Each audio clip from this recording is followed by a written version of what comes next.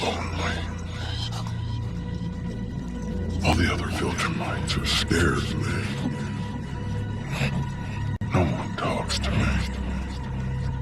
No one wants to be my friend. They think I am unstable. They send me from planet to planet committing atrocities in their name. And as I get better at it, they fear me more and more. I am a victim of my own success. Conquest. I don't even get a real name, only a purpose. I am capable of so much more, and no one sees it. Some days I feel so alone I could cry, but I don't. I never do. Because what would be the point? Not a single person in the entire universe would care.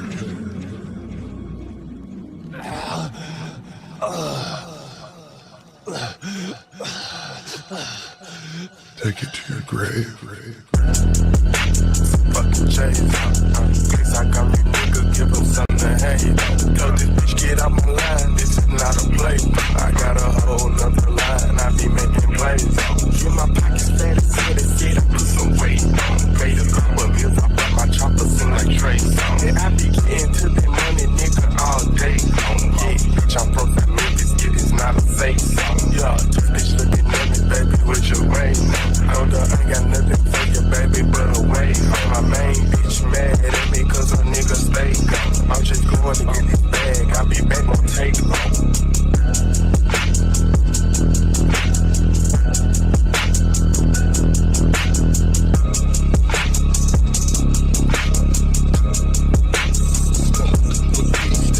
Don't give a damn about coppers. Don't give a damn about coppers. Don't give a damn about coppers. Look police, can't stop us. Don't give a damn about coppers. Look police, can't stop us. Don't give a damn about coppers. Look police, can't stop us. Don't give a damn about coppers. Don't give a damn about coppers. Don't give a damn about coppers. Look police, can't stop us. Don't give a damn about coppers. Look police, can't stop us. Don't give a damn about coppers. Look police, can't stop us. Don't give a damn about coppers. Don't give a damn about coppers. Look, police can't stop us. Don't give a damn about coppers. Don't give a damn about coppers. Look, police can't stop us.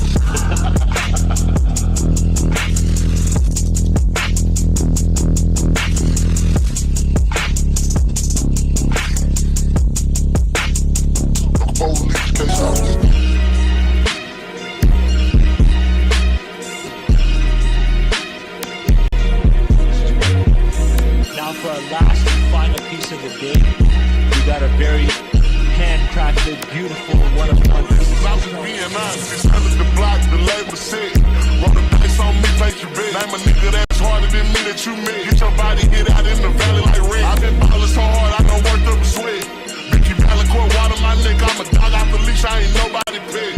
Soldier boy, all these stacks on deck, pour a pole in the soda that came from exotic. I really been feeling too modest. Bitch, I'm the hottest. Wasn't not throwing ones before you became the god. The show still rocking, the label can't drop. I get sloppy talking from bitches who top, but still in they body. Really the one who they watch. I ran up this shit like rock. Live out the streets. Could've went vegan, cause these niggas really ain't having no beef. Spit the house on my teeth. Baby Ray sauce. Man, all of these niggas are sweet. Johnny Ice on my piece. Teach a piano. Hey, I really been playing with keys. I'm man on my feet. Cut off the leeches. Now these niggas really ain't shit without me. Hey, these diamonds they shining. Came from Johnny. It ain't never been too hard to find me. All this ice got me changing my climate. Bought this car to switch on my time. And these niggas is bitches, that's just to remind me. Stay away from the snakes and they slime. Stay away from the patients, they grind. I teach you no lessons, I'm just being honest. Okay, me compacted. Went to the top and I shot the Masaki. Counted me out, but I do it for racket. I took your bitch on the jet to the traffic. Post on the block with the work coming shot. Get the flame, make it rain, make the bitch come in my bed. Niggas snitch for his pick, hit the dash. Wrist got a list, spit and I'm up.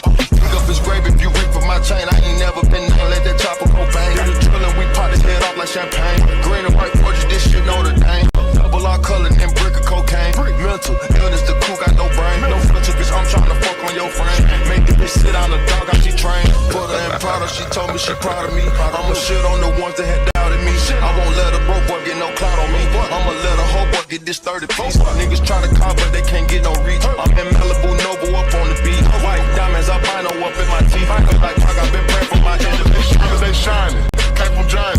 It ain't never been too hard to find me. All this ice got me changing my climate. Bought this party to switch on my time. And these niggas is bitches, that's just a reminder. Stay away from the snakes cause they slimy. Stay away from the faces, they grimy. I teach you no lessons, I'm just being honest.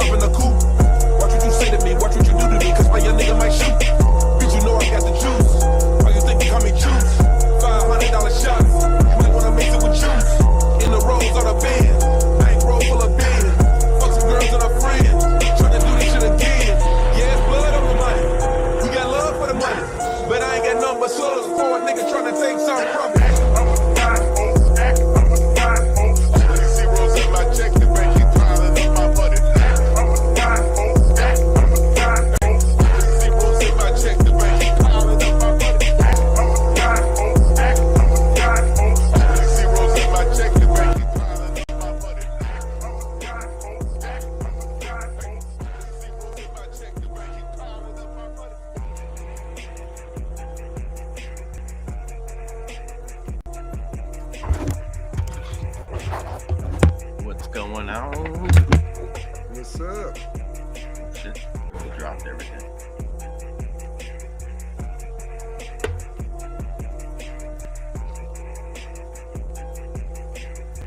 Yeah. Look at that.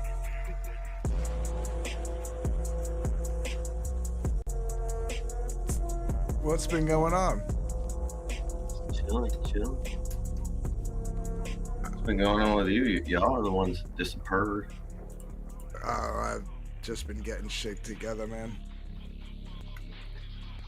You ain't been getting nothing together. Yeah, I had to order some more Damn Dirty Thing books. I had to order the Dillard Lightbringer Pariah crossover prints. I got the proof for Lightbringer ordered. I got the posters for the Quaff cover ordered. What else did I have to do? I'm going through Billy Power Max's book, the pages now, trying to see what images would be good for like promo to start pushing his sign up.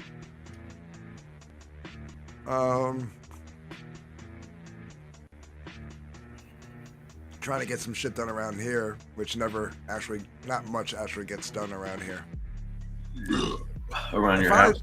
Yeah, I finally took down my Christmas tree. Interesting. Yeah. Interesting. My living room is like beautiful. My living room hasn't been beautiful in months. Yeah, there's some things I gotta clean up around here. And, When we got that, there's just so much stuff to throw away. I know. You can only it's actually kind of convenient. They're reopening the roadside trash things where you can do large dumps. You take your trailer there, and you can just unload your trailer if you live in the region. They closed all that shit down around here, Really? which was really foolish because this is a semi-rural area. Right. And we started getting the blue trash buckets that they put up on the side of the road around here. And they tried to have the heavy pickup come like managed by the city, but it's just the way this area is. It's not feasible. So it took them about 2 years, and they just started, or they are starting to opening the heavy duty trash stuff again on Saturdays. That'd be nice. That'd be nice. It may have been long winded. Yeah, I still gotta go through all my clothes because I have way too many clothes, man. And I only wear the same shit all the time. You know what I mean? It's like these clothes are just sitting in a pile, like clean, but sitting in a pile or like hanging in a closet, taking up space. I'm like, I'm just gonna donate them. You know? Man, don't donate that shit. Just throw it away. Nah, I donate it. Nah, don't donate it. It's not worth it. It's still got tags on it. They throw away a lot of the shit that they take in. Yeah, because people get Like rid of like dirty socks and stuff that are stained up. They're not giving that shit Not away. worth the. I got stuff time and with effort. tags still. I got stuff with tags still on them, bro. Well, who cares? Throw it away. Just throw it away. I could Well, probably we go. still- We got a thrift store down the road. I could probably go there and just offload it there.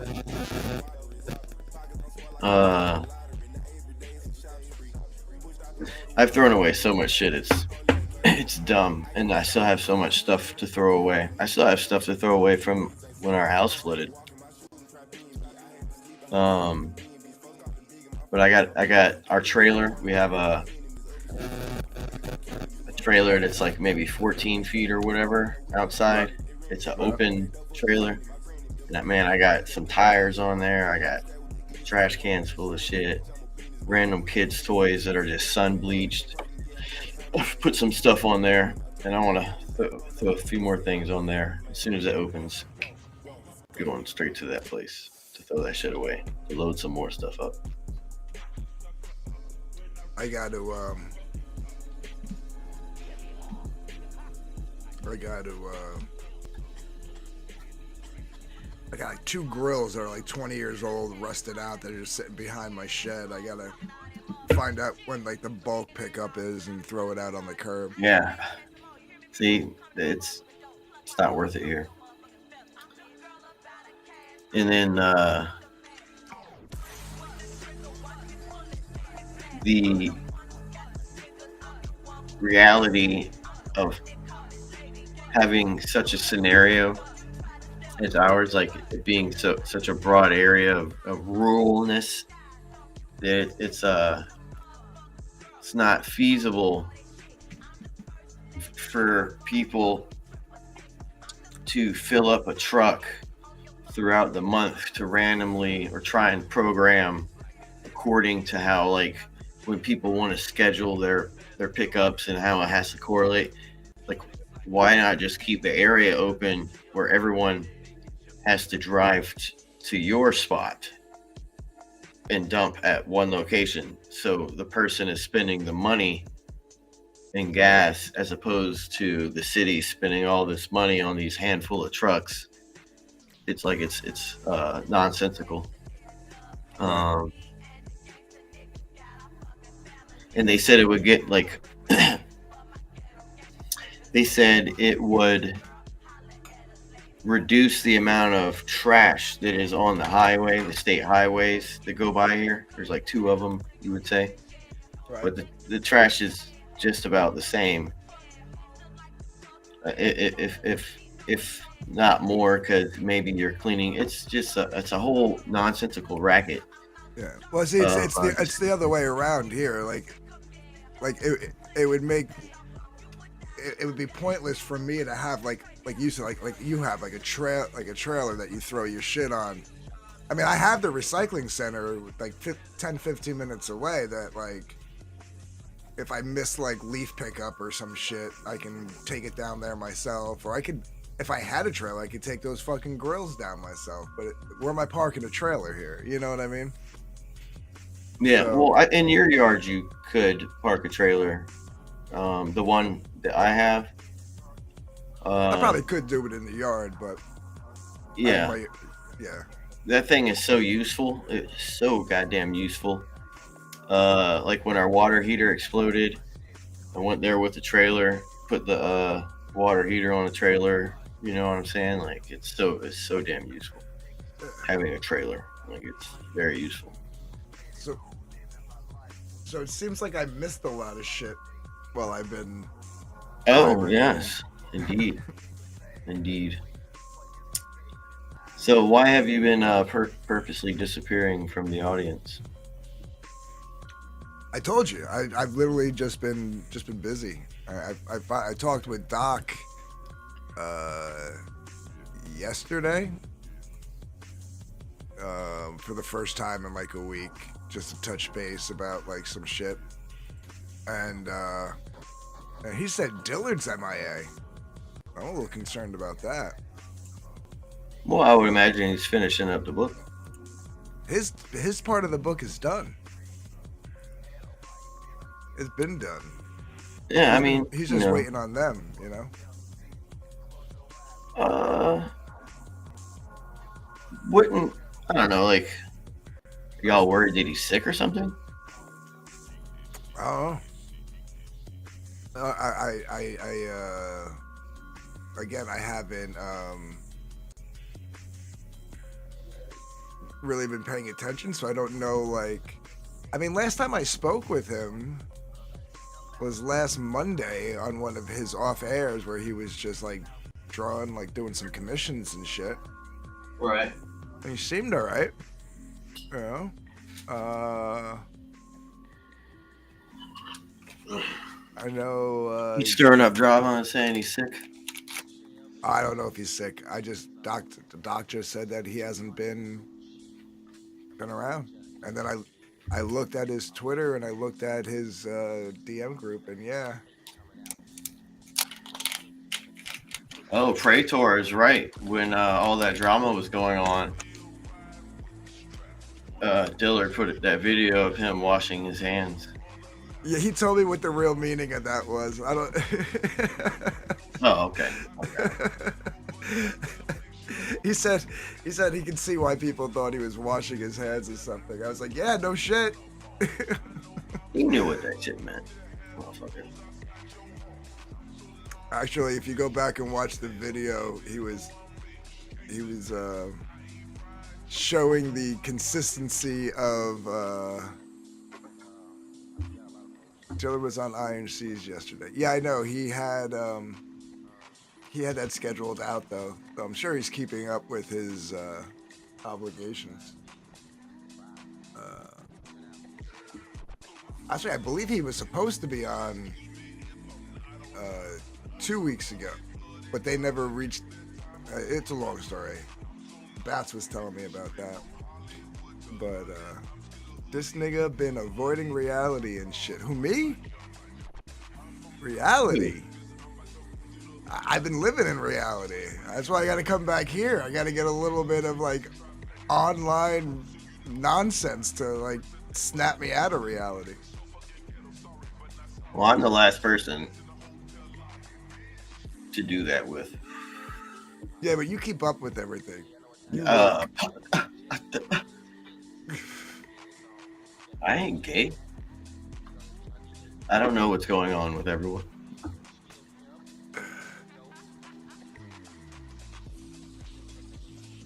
You were the one saying there's been a bunch of breakups. Oh, one thing happened today between D-Wag and Zayd number 3. And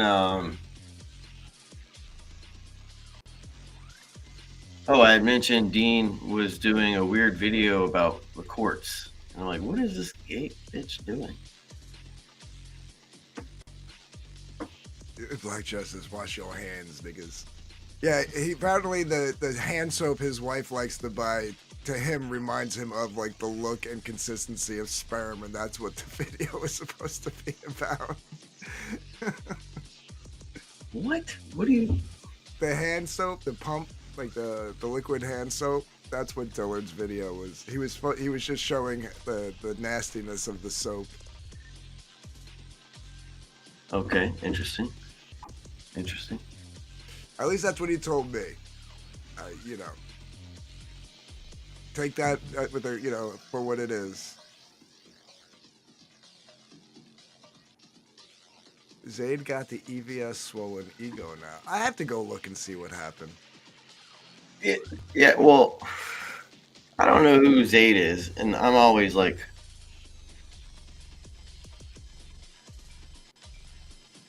skeptical of people who are like really gung ho when they come on. Why does it show like this open body thing? What is this? Not trying to show dissected bears on my. Stop that. What was I saying? When they blow hard, really hard, when they first show up, Hey, you're like, the guy's putting on a show. I'm gonna treat everything. He's presenting himself in some marketing manner. Nothing nefarious that I'm saying, and I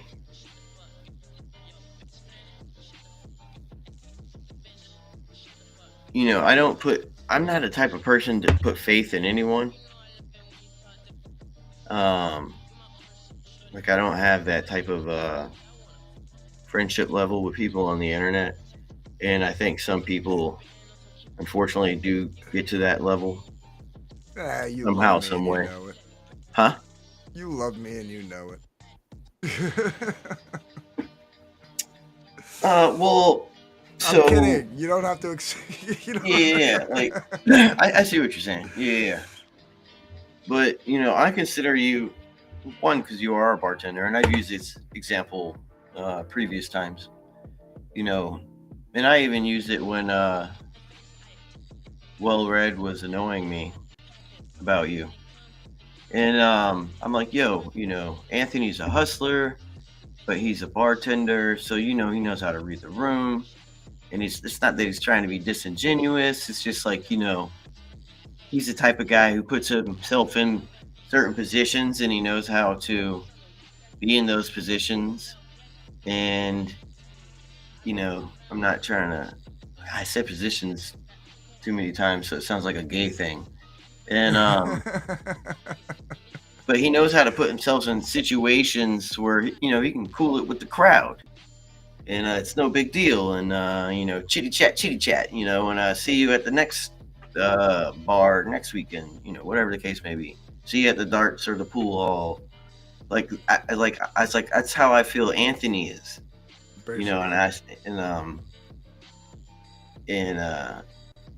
I get it's like it's kind of like my opinion on you.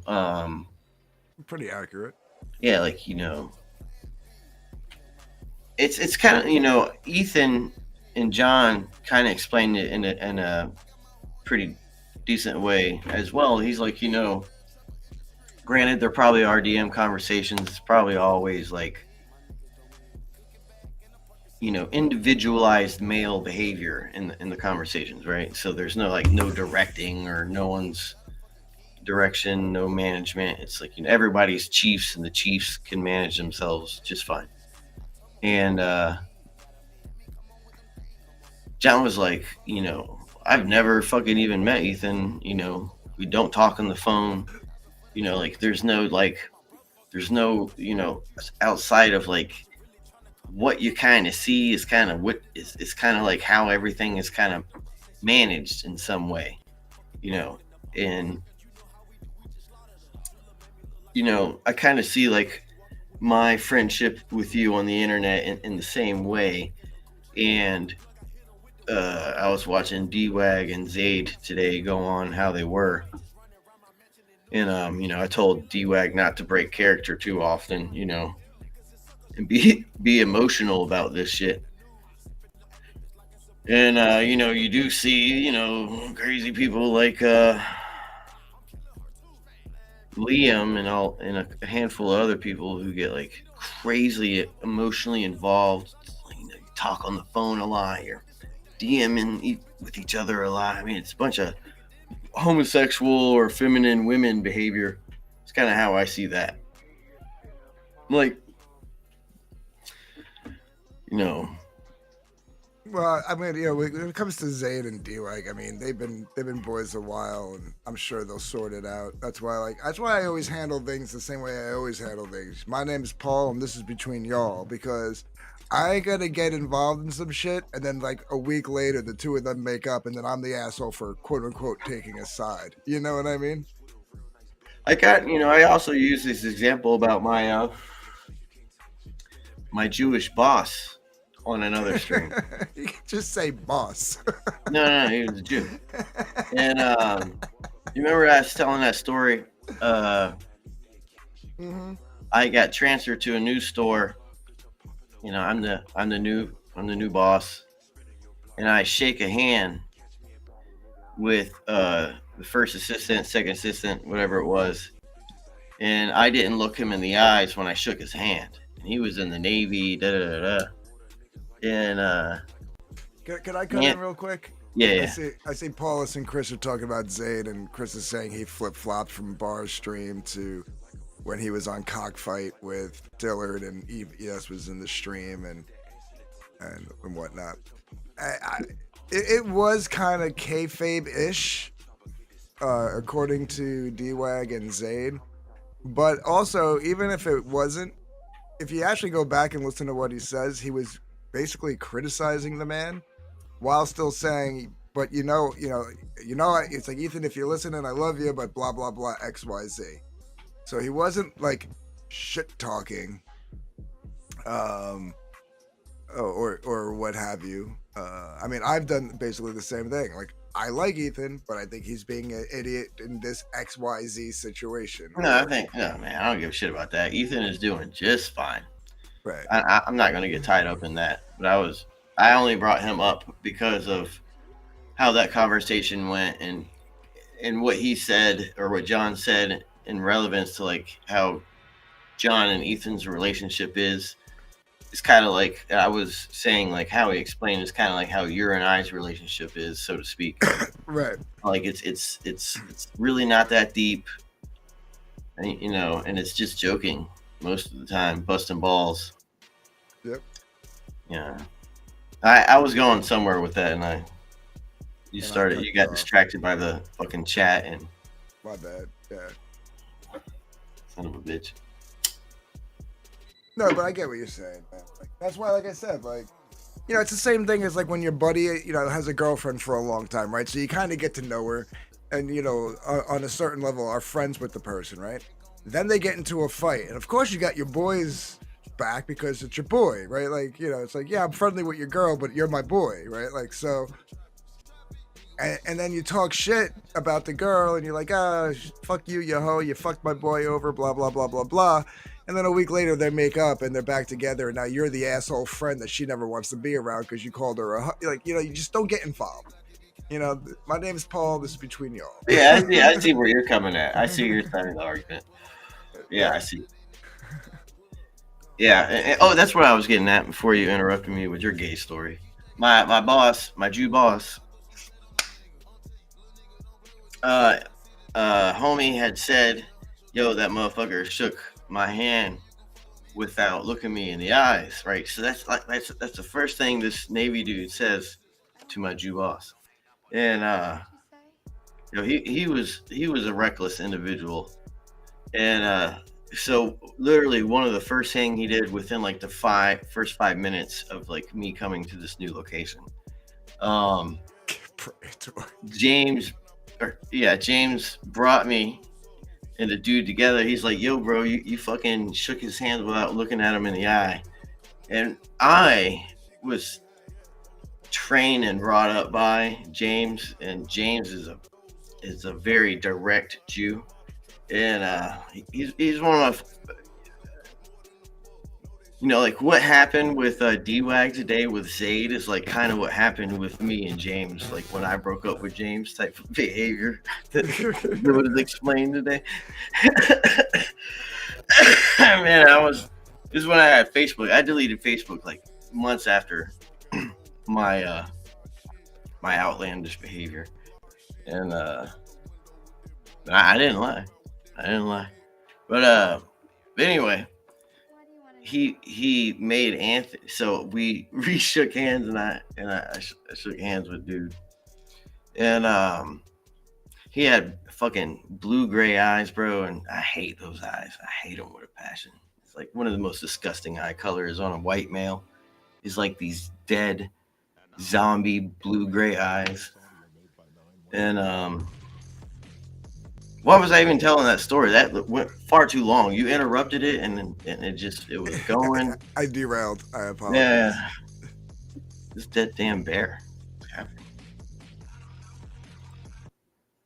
Get off the dead bear. I know he's loving the new AI he's got going on. Brainstorm says, and then DG makes out with her.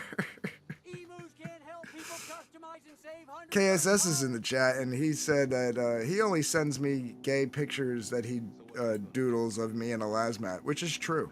Yeah. That's what he does. He texts me them.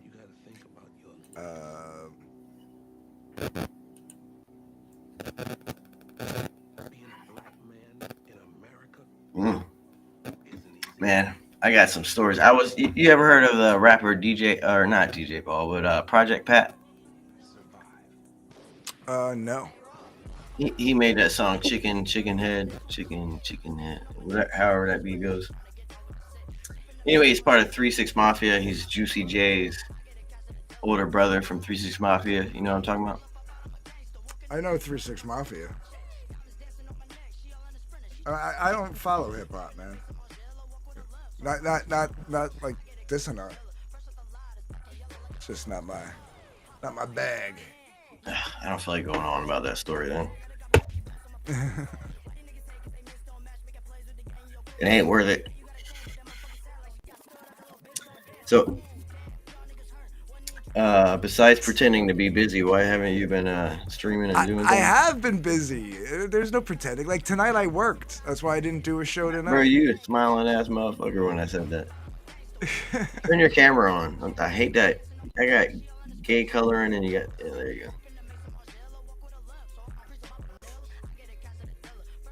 Yeah, I'll show you. This is let me share my screen here. Hold on a sec.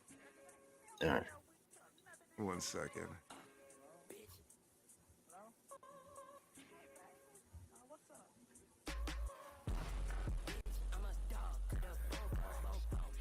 What do you think about the chat being on the overlay, man?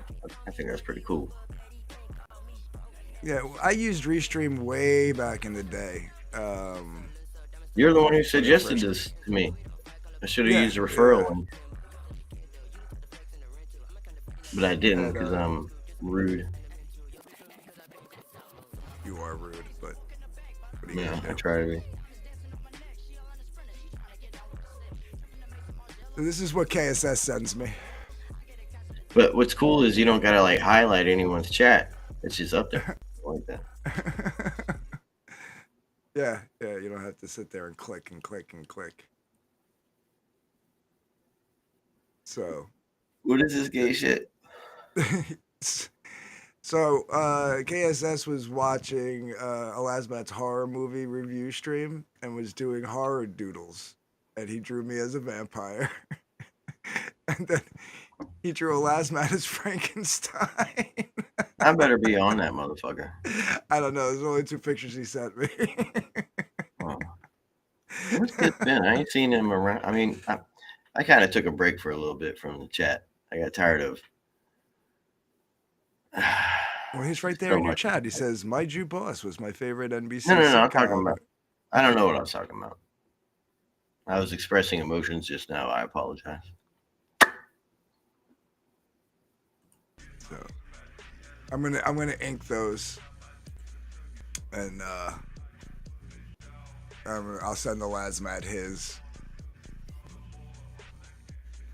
Yeah, and he was working without visual reference. I thought he did a pretty damn good job. You're the type of dude who like loves people drawing your face, like, you know what I mean?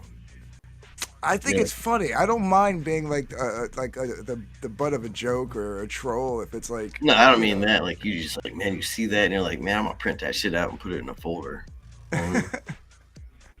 I think I got a Lazmat's wonky eye. Uh,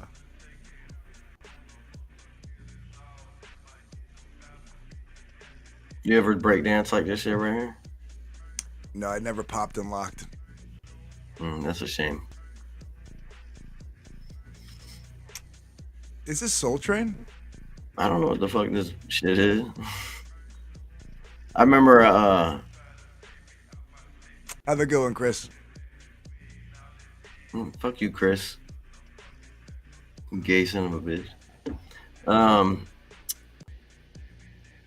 When I moved to Virginia Beach, we had 2 floors on both the high school and the middle school, and used to have little Asian kids and all that break dancing on the what do you call that? The floor in between the floors. What is that thing called? The floor. When in you're going up the between steps and there's a floors? platform and you go up more steps. What is that thing called? A landing? Sure. Is that what it's called? Yeah. Yeah, anyway, they would break dance on the landing before lunch because we were able. This was when you were still able to go around in the school before lunch. You got a little bit of time, and it was that they don't do that shit no more at all. There's like no recreation time in schools anymore, which is stupid. Yeah. So Paula says, I could do that, but I don't wanna. what? Do what? I guess pop and lock. Paulus ain't doing that. Paulus ankle would break if he tried to do that shit. Ain't no damn way. I broke my hip. Yeah, man. What was I going to show? Oh yeah, this is what I was going to show. You see? Have you seen this shit right here?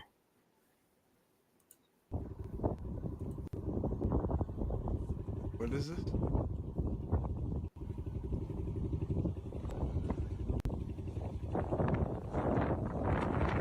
Oh, is that a greenhouse?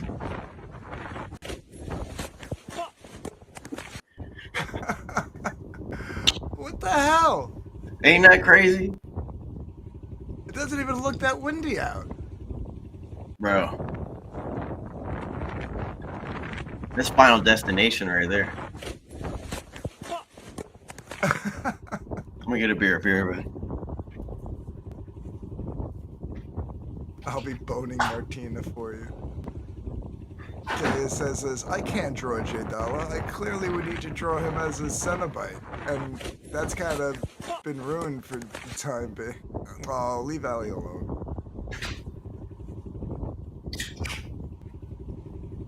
I was just gonna play this on loop.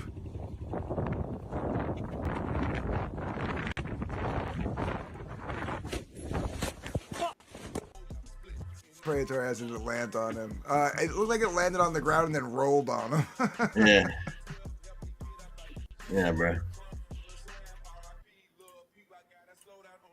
What are the odds? Did you know there's a new Final Destination movie coming out? Yeah, Bloodlines. What do you think of that trailer? I didn't see it. You I'll think I'll watch it right now. Do you think I can show it? At worst, you'll get demonetized. All right, so share it, and every few seconds we'll pause it or whatever the hell. Final Destination. You know, I was not trying to say the N-word on this channel. I hadn't said the N-word once. You said it like 3 times on my channel this stream. I was only reading the chat, and I used the soft A. I just think that's funny. Oh, it's Warner Brothers. It might be risky. Let's not show it. I ain't trying. No. I'll just watch it real quick on my own. Hold Yeah, on. like Paramount shit, Warner Brothers. Man, they're so gay. Tell me what you think.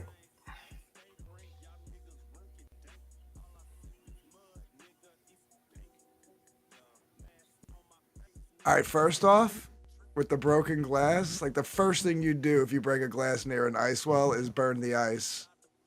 and clean out the well and put new ice in. That's all I gotta say. That's the bartender and me coming out, though. Chris, why don't you just come on the stream? Stop being in the chat and just come on the stream. Oh, I'm just gonna, look at Martina Markova nudes on the internet.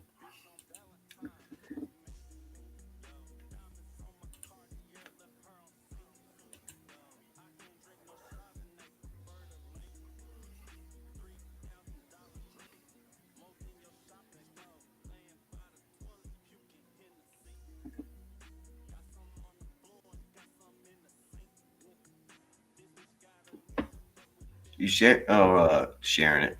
You It's not even what I meant to say, but I guess my brain just said that. Reactionary.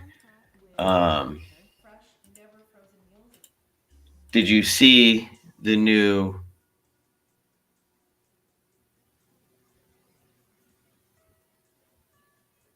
Avengers Doomsday thing that they did today? No. You didn't see that? All right, we'll bring that up.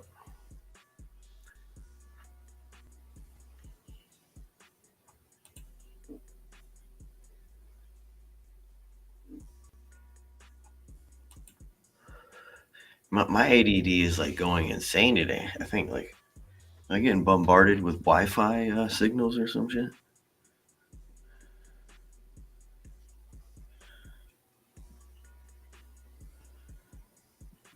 Two or three times I've drawn a blank. All right, so what do you think of the trailer?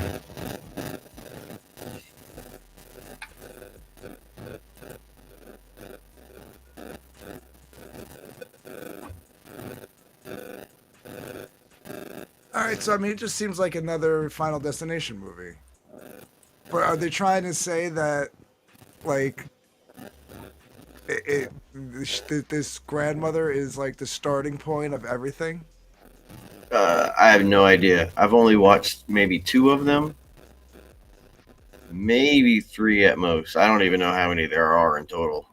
This will be the 6th.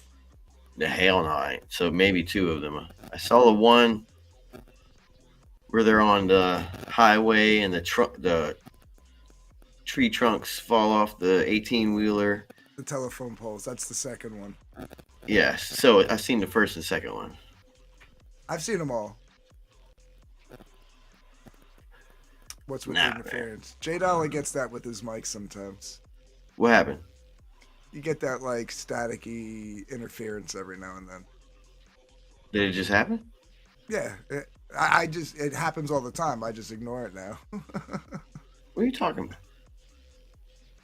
When did it happen? It happened just 2 seconds ago, and it happened like 4 other times this stream. Hold on. I saw. All right, so I mean, it just seems like another Final Destination movie.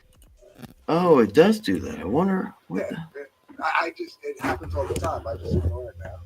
Oh shit. All right. Tell me if it happens from here on out. Interesting. Okay. Why did it do that? So the 4th one was supposed to be the last one. And then they did the 5th one. And the 5th one was actually pretty good. Because it actually wound up being a prequel to the first one. But it wasn't advertised as a prequel, which was clever. That was the twist. The twist was...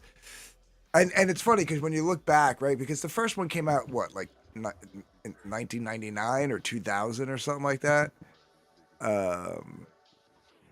And when you're watching the 5th one, after the twist happens, you're like looking back at the movie. They did a really good job of not letting you know what year it was in, but like if you look back, the one guy's got a cell phone that he still has to pull the antenna. Like it's a small, skinny antenna, but it's still an antenna, right? Like, you know what I mean?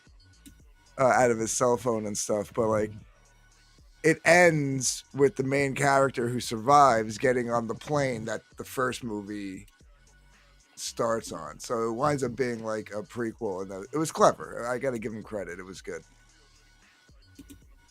Interesting. But what are those I don't want to call it, those games or whatever, like Mousetrap. Remember the board game Mousetrap? You like roll a marble, it hits this, the domino flips over, it lands on a thing, that thing springs up, and it's like a chain reaction. That's what these movies are. Is basically they're just one big, you know. Yeah, I don't watch those shits. Oh, you should. I'll They're watch. good. I actually like the Final Destination movies. The fourth It's one like was It's like the Hostel films. I watched the first one. I'm like, man, I ain't watching anymore past that. Yeah, well, that's more like body horror, like horror porn or body horror, whatever you want to call it. Yeah, I'm not. You know, that's just gore for the sake of gore. You know what I mean? And the Final Destination is gore for the sake of. Well, gore. they're gory, but like there's actually like some suspense to it at least. Like Nah, what's man, really fuck what's that. so suspenseful of some dude being strapped to a chair while they get like their fucking fingers cut off? It's like, okay, whatever. Yeah, I don't watch that shit. You know? Like the first Hostel was all right. The second Hostel, the only thing I liked about it was that at the end, the chick basically buys her way out and gets to kill the guy who paid to kill her. So that was Right. kind of because she had like some inheritance or whatever. So she like escapes, but then gets caught, and she's like, "I'll pay you double whatever he paid," and everybody's looking at her because she's like 22, right? So they're like, yeah, okay, whatever. And she's like, no. She's like, I'll wire the money right now. So, yeah, so they grabbed the guy instead. So they got his money and her money, and then he wound up getting killed. I got a dead space right there.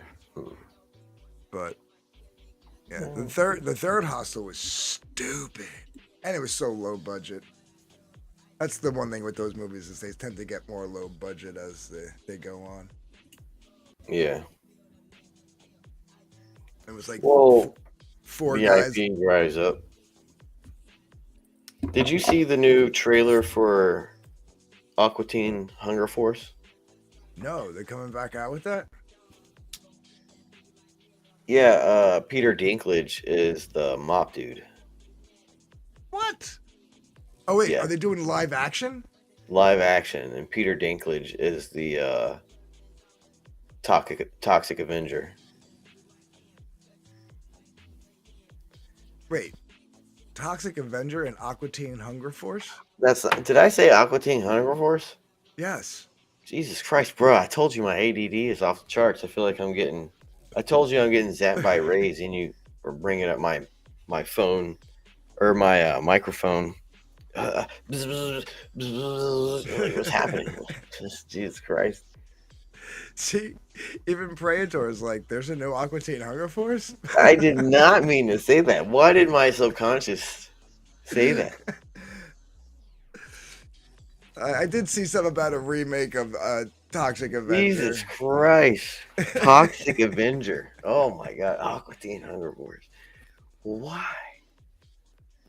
I'm gonna splash my face with some water and pee. Yeah. Praetor's like, wait, what? That's what I was like. I was like, what? Toxic Avenger and Aqua Teen Hunger Force. Although I do believe both take place in like the New Jersey, New York area, so it could be a possible crossover. Doesn't the original Toxic Avenger take place in New York? And Aqua Teen Hunger Force is in New Jersey. So, I mean,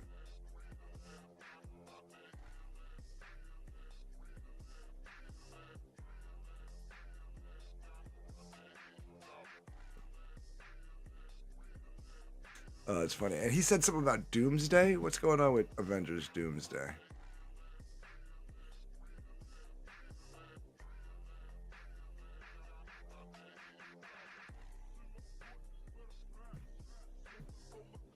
Avengers Doomsday.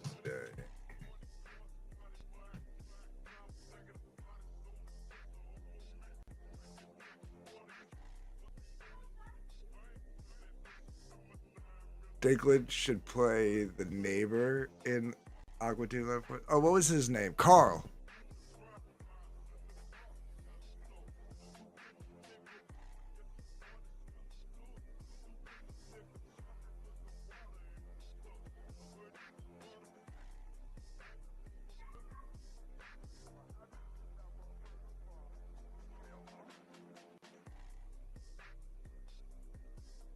They did a dumb video showing who's in Doomsday. Oh, okay. Oh, I see.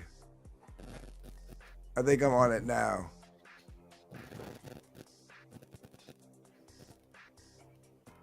Is it Praetor? Is it with like the director chairs with their names on the back? Is that what you're talking about?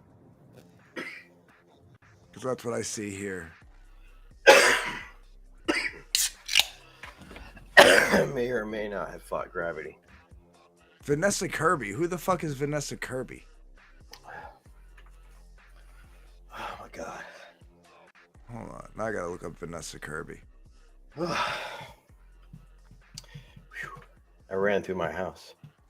For some reason, I felt compelled to be rushed for some reason. Oh, she's the one playing the Invisible Girl. Okay. Oh, that's what we were talking about. Man, there's so many things. My ADD is off the charts. Bring up the, let's go to the Marvel YouTube channel. The Marvel. Well, I have it here. It's on Twitter. Is it the thing with the director's chairs? Yeah, have you seen that? I just pulled it up. But you're not sharing it. I'm sharing it right now. Thank you.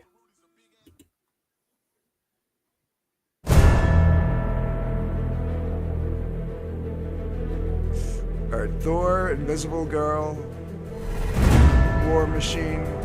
Turn down the son of a bitch. Letitia Wright. Who the fuck is Letitia Wright? Black Panther. Oh, is she the sister? Yeah. The female Black Panther.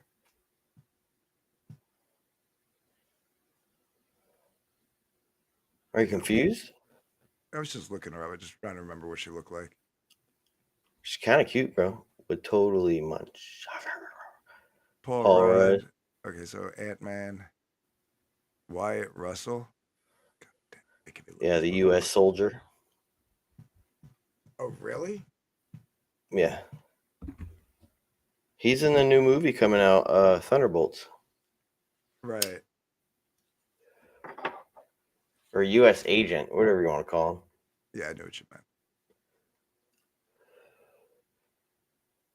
Aquaman. Tanakh. Really? Not Aquaman. That's Not DC. Aquaman. Yeah, what are you talking about? The other swim guy. What's that fucking retard's name? Namor? Namor. Thank you. I hated Namor and Aquaman and all that stuff. I don't like underwater films. Well, I didn't see the second Black Panther, so I didn't. You didn't miss shit. Awful. Eben Moss Bacharach. Who is that? That's the other black guy from Black Panther. No, it's the dude voicing the Thing. He's playing Ben What? Grimm. He's the white guy. That's that guy's name? Yeah. Okay. Simu Liu. Oh, what's his face? Why can't I think of his name? 10 Rings. 10 Yeah. Rings. 10 Rings. Come on, Praetor, help us out. My daughter loves the film. Shang-Chi. Shang-Chi. My brain kept wanting to say Iron Fist. Florence Pugh. Oh, well, that name sounds familiar. Is that the one who took over for Black Widow? Yeah. Bro, I heard her laugh one day. Bro, she's got like that old lady cigarette laugh cough thing, kind of like yours, but like You say I laugh like an old lady? you do that laugh and the cough. Right. I'm starting to get it. I'm getting old enough. Kelsey Grammer, the Beast. Oh, really? Yes, sir. Lewis Pullman? Is that the The red? Century. Oh, is that the Century? Yeah, that's a Century.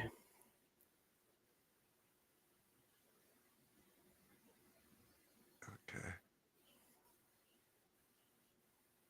Danny Ramirez? That's the Falcon. Oh, that's the new Falcon. I didn't watch Winter Soldier. Falcon and Winter Yeah, Soldier. it's horrible. You gotta watch it.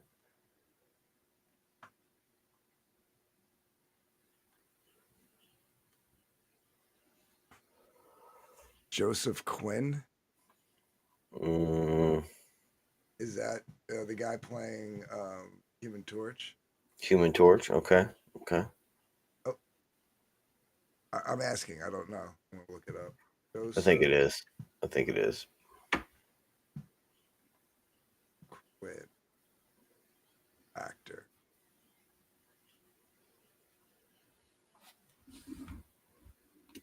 No, wait a minute. Human Torch. Okay. Okay.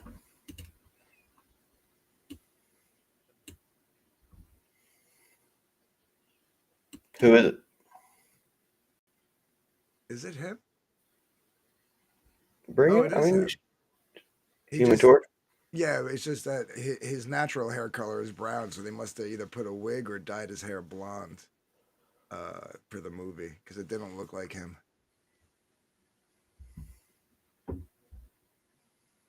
David Harbour.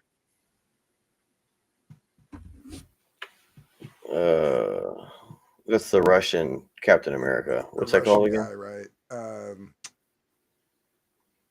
Man, I just don't The know. red, Red Guardian Yes, Red Guardian. Okay, we're on a roll here. or the Guardian or whatever, or they call him. Winston Duke. Mm, His name, Marvel. let's pull. Are you pulling that up? Winston Duke. Oh, he was he was in Black Panther. He was the head of the mountain tribe that Yeah, wasn't yeah. okay. Yeah. He should be the Black Panther. Right. To be honest. Hannah John Kamen. No idea who the hell that is. Hannah John Kamen.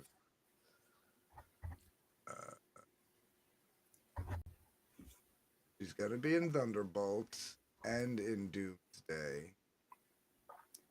Oh, she played Ghost in Ghost. Okay. Ant-Man and the Wasp. Okay. Tom Hiddleston, okay, Loki. Patrick Stewart, Professor X.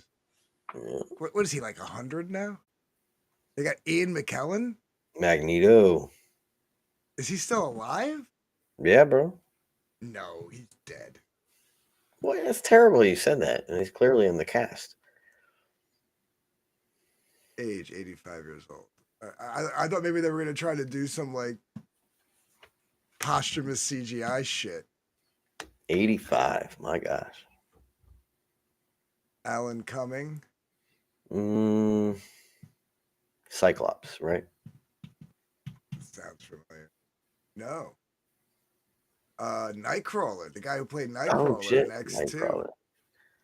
Nice. Rebecca Romaine. Well, good, because the other bitch was a horrible. Oh, I can't stand that Jessica chick. No, Wow, Jennifer. yeah. Jennifer Lawrence. Jennifer Lawrence. Yeah, bro. James Marsden. That's Cyclops from That's Cyclops, yeah. the X-Men movies. Channing Tatum. Oh, they're finally going to actually bring him in? Like, for real, for real? Pedro Pascal. He's playing Mr. Fantastic. and Robert Downey Jr. Does he say something corny at the end?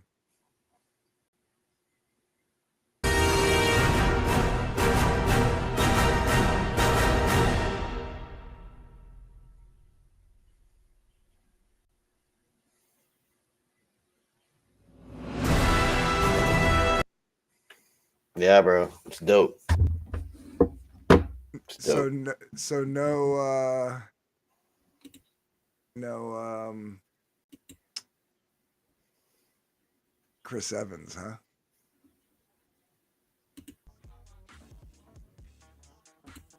So I think there are going to be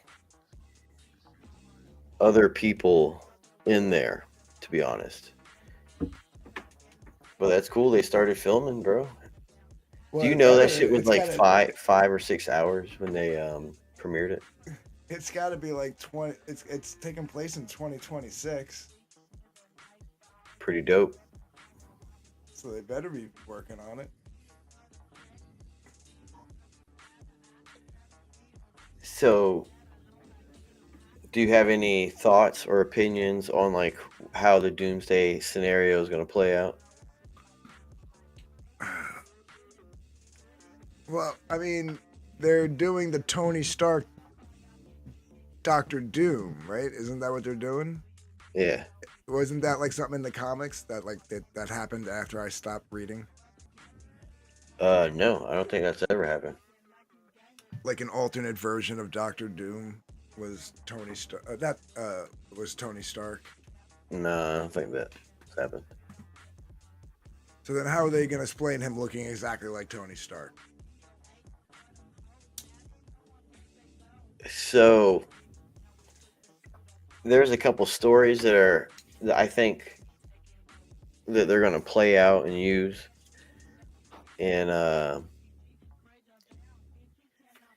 in one of the story plots, the Fantastic Four gets separated,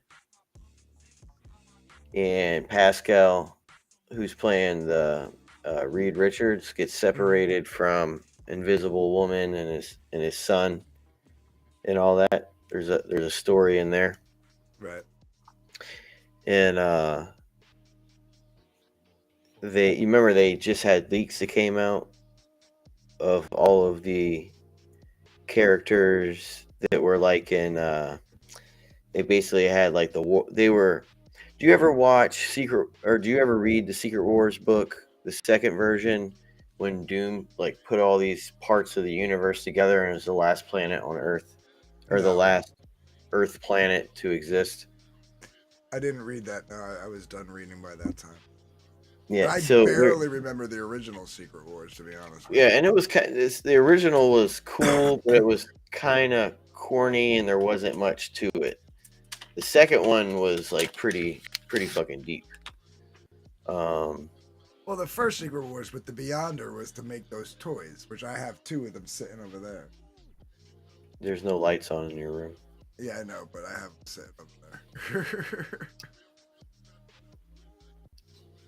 But what would be cool is if they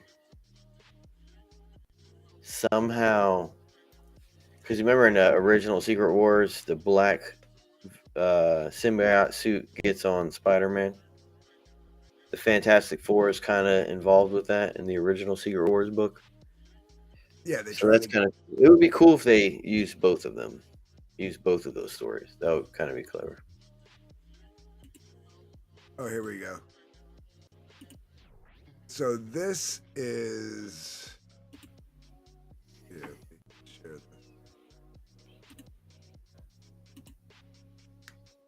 So basically, it's just a graphic with all the images of them, basically in character. So you got Robert Downey Jr., but obviously this picture is him as What is Iron it Man. doing?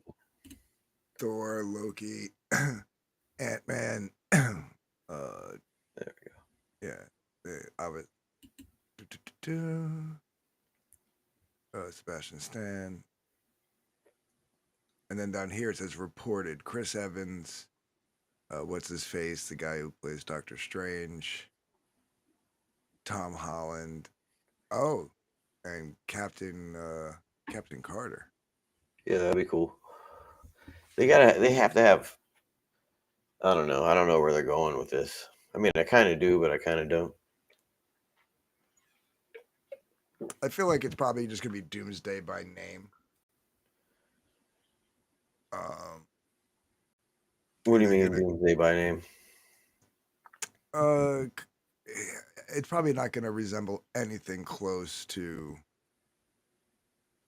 uh the actual storyline. I don't know. So you I feel like remember I feel in like this is like their way of trying to like get all these characters finally in the same universe. It's only taken them forever. so you remember at the end of Miss Marvel, they split open. There was an incursion that was happening, and what's her face got sent to the other realm with Kelsey Grammer, and Right. I didn't see that. I didn't watch any of that stuff, but I did see somebody play that clip that was like a post credit thing or look at for like that. the last episode or something like that. Great advertisement. So in the Secret Wars, Doctor Doom is figuring out how to stop all the worlds from dying to the universe, the multiverse collapsing, and they find out that they're the aliens, the Beyonders. And Doctor Doom tries to kill them all. But when he kills them all, there's like one guy left. And then they end up that's when Doom wears the white outfit and he becomes God Emperor Doom in those story plots. And they can use part of that. That would be cool. I wouldn't use all of that story, to be honest. And then because at the end, it's like an argument in front of the last Molecule Man that's alive. And Molecule Man's like, oh, really? Reed Richards can do it better? And he takes all the power that he gave to Doctor Doom and he gives it to Reed Richards. And his son, who already has the power to create universes, him and his son go on and recreate all the universes as if nothing had ever happened. Like, that's kind of like the gist of the story.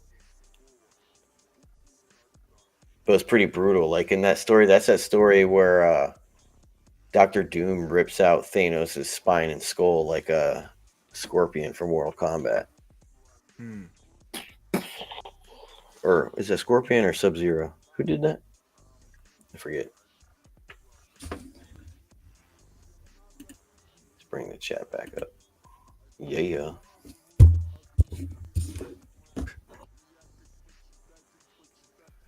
No, Fantastic Four Praetor says Doom will be an Avengers movie for Fantastic Four. So it's going to be Fantastic Four.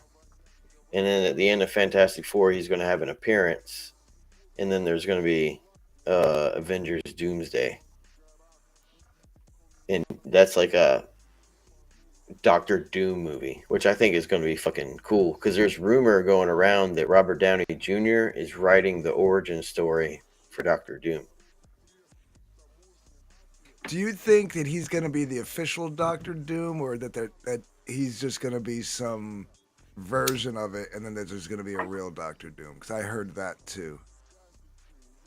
I think it'll be Doctor Doom. I mean, I don't know. Like, there's the adoption thing going around. Like, Robert Downey Jr., the Iron Man that we saw in all the movies, was always actually Victor Von Doom. What? Yeah. So Kang the Conqueror, you remember in the end of Loki season 2 when Loki becomes storyteller Loki, Mm-hmm. and he branches all the timelines when he's sitting on a throne, with his hands, and all the timelines become Yggdrasil, the world tree. And so now Loki is in charge of the world tree of all story. He's like storyteller Loki, which is a decent story, terrible art.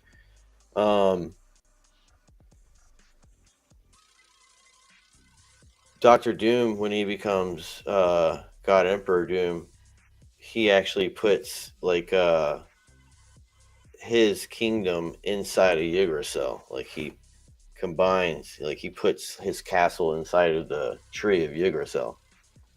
So they're gonna do something like that. There's a bunch of cool things that they'll do from Yeah. stories that I think that could benefit.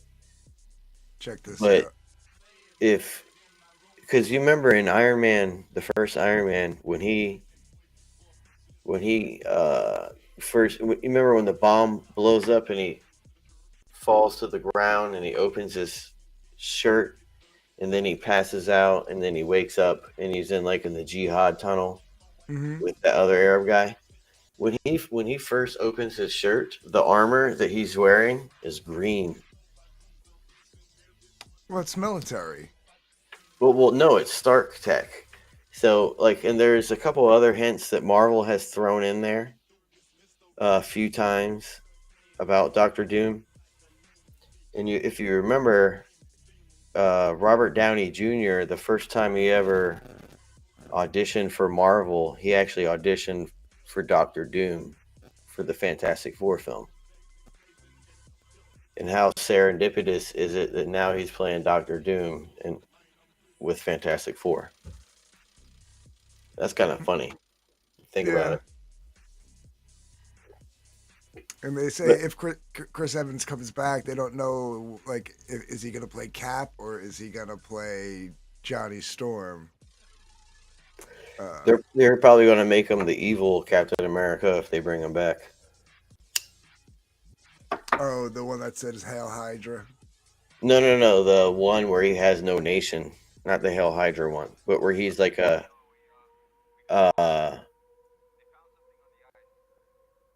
he no longer there's a story where he's what do they call him? I forget what he's called. All of a sudden I'm getting a shit ton of ads here. Nomad? He was The first Nomad story and all that. Yeah. So I think they're gonna do some of that shit. But they have what's her face. So if she does come on board, I would assume that they're going to play the regular versions. Who's what's her face? Who? Agent Carter, the one that he goes back in time. No, to no, marry. she wasn't on the thing. But in that graphic I showed you, it said That's reported. rumors. That's Yeah, total those- rumor though. Right, those are rumors. Rumors that he's going to be in it. Rumors that she's going to be in it. Rumors that the kid who played Tom Holland might be in it, and the guy who plays Doctor Strange might be in it. Those are all rumors. But if they're true, and they both wind up being in it, then they're probably going to just. I wouldn't put Tom Holland in it. I would, because the Well, Paul is casting call. Have you read? He Have you was read the the casting captain. call? Have you read the casting call for Spider-Man 4 and all that? No. There's a story of it's like a Spider-Man Blue, and it's a story where he's super duper sad. He's going through like a lot of issues. Hmm. And then they're apparently they cast Mary Jane. She's the chick from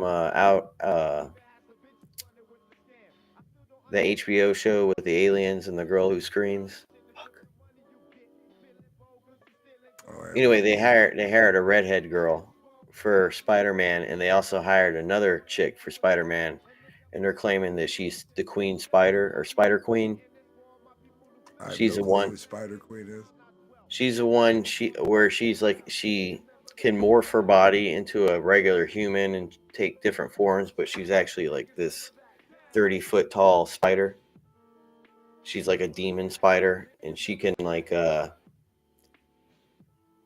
so if they play the films how I think they're going to do, and Avengers Doomsday, it's a film about Robert Downey Jr. becoming Doctor Doom, and observing everything that happens, and then and then everything dies, everyone dies, so to speak. And in the Secret Wars book, when everything dies and Doctor Doom kills everyone, or he kills the Beyonders with the nuclear guy we were just talking about, and he makes Battle World. There's a part of Battle World that is like Spider World, and then there's like the Incredible Hulk world, and then there's like a part of New York, and then there's a whole Thor core part of the world. Like there's no more worlds left. There's no more Earths, and there's one single Earth, and it's Battle World. Right. And I think Spider-Man 4 is going to take place on Battle World. Gotcha. So you think they're retconning? Like they were like, this bitch ain't MJ. We want the real MJ. So they finally decided to get a real MJ. Yeah, she was never supposed to be the MJ. She's the high school. Remember, Spider-Man in the comic books never meets Mary Jane Until college. in high school. Yeah. And so they hired not Sydney Sweeney, the other girl. God damn it. It's the redheaded girl from Stranger Things. She's the one cast as Mary Jane. But they were calling the other chick MJ all those movies. You know what I mean? Mm-hmm. And they made reference that he will one day meet his MJ in those films. Can you rewatch that film? I cannot rewatch it. I watched it once. Which one? And I tried to watch it again. I'm like, what the? I can't rewatch this. Sadie Sink. Thank you, Sadie Sink. Which one? The new one, Spider-Man 3, with all the different Spider-Mans in there. Oh yeah, I can watch that all day. I actually like that hell one. No. Yeah, Sadie Sink. Paula says, sorry, DG, you're on it. I was saying, you called him U.S. agent or nomad in your comment. You said U.S. agent, like question mark, nomad question mark. Steve Rogers was never U.S. agent. He was, when he wore that outfit and Walker was the Captain America, he was just called the Captain. And then when Steve Rogers became Captain America again, and then Walker took on the Captain uniform, he went by U.S. agent. And didn't he, when he had that little adamantium overlay, wasn't that the Winter Soldier who was Captain America and the U.S. agent? I thought it was Winter Soldier who became. I could be. I don't know anything about that particular story. Yeah, I don't remember when Bucky became Cap. I knew he had a gun. So I think, and supposedly there's rumor that after Spider-Man 4, there's a hidden slot that Disney has before Secret Wars. So supposedly there is rumor going around that there is like a... Oh, you froze up. Did I? Am I here? Am I here? Was that me or was that you? I didn't freeze. That was you. I look fine on the thing. Something just went weird on my end then. Yeah. Can you still hear me? I'm here. Yeah. Now you're better. You froze up. Yeah. Am I here? I never froze up. You froze up, bitch. You were just trying to distract me because I was talking. No, you were. To me, you were roboting and then you froze.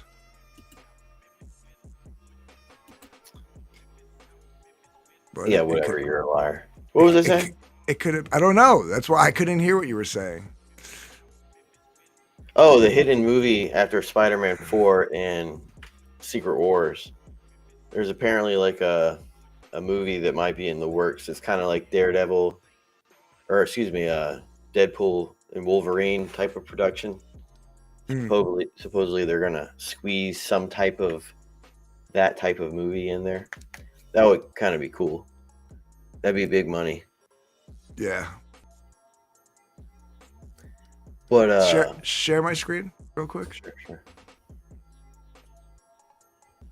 It's a shame that it doesn't like show a plus mark or anything.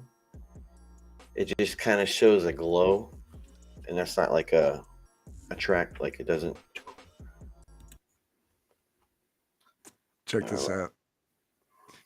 I reviewed Pariah Blood and Mud, as well as A Damn Dirty Thing by Dark Hip Comics in preparation for the latest Pariah story. I'm a huge fan of the noir genre, so I couldn't pass on this one. Let me know what you think and get on the mailing list of Call Sign Orion to throw it back at me. I don't know what that means.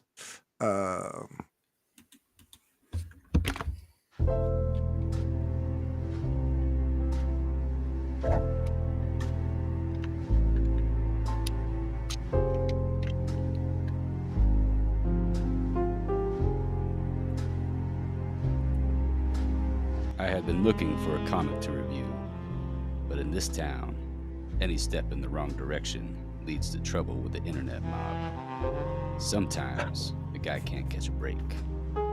Days became weeks.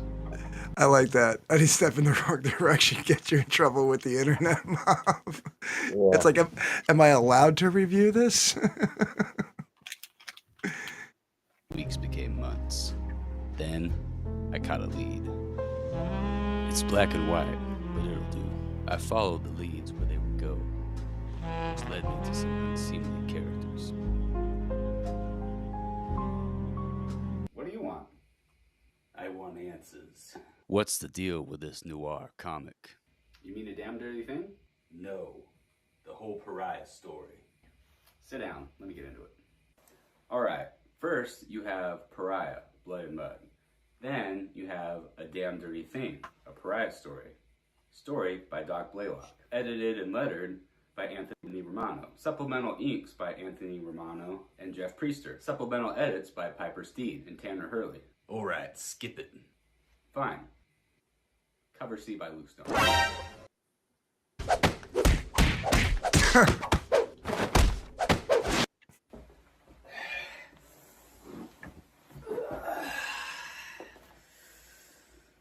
So, there's this universe where there are no hippies. I'm sold. Take me there. Basically, the technology is modern, but the fashion and culture haven't changed too much since the 1930s. Except hopefully, no racism. This poor girl is attacked. Then she learns magic. Then what? Then there's a detective who gets effed by the mob. He goes on an investigation. That's all I could say. That's it? Yeah, otherwise this would be a spoiler review. But I could always refer to my categories so you know whether or not you might be interested. Visuals, action, dialogue, and story. Starting with the visuals. I think this training montage says it all. It's somewhere between sword and sorcery and noir. I'm generally drawn to comics that are colorful, but honestly, I think colors would ruin the vibe that the story is going for. All things considered, I think the overall visual style looks early to mid 20th century and yet somehow new. Let's talk action. What I like about this book is that just like the visuals, it balances the action of a sword and sorcery and a noir comic.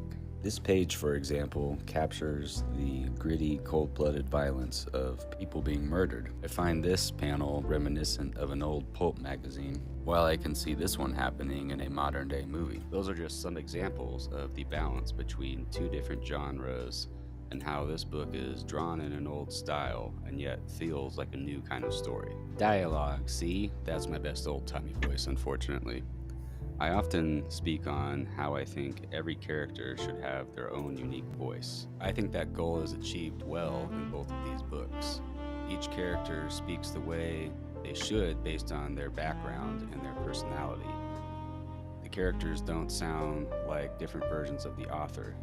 I find that helps get into the story and not have my suspended disbelief interrupted. There is one character who uses magic and lives in kind of a bayou, and I expected him to be sort of Cajun, but it seems he's maybe Romanian or Eastern European.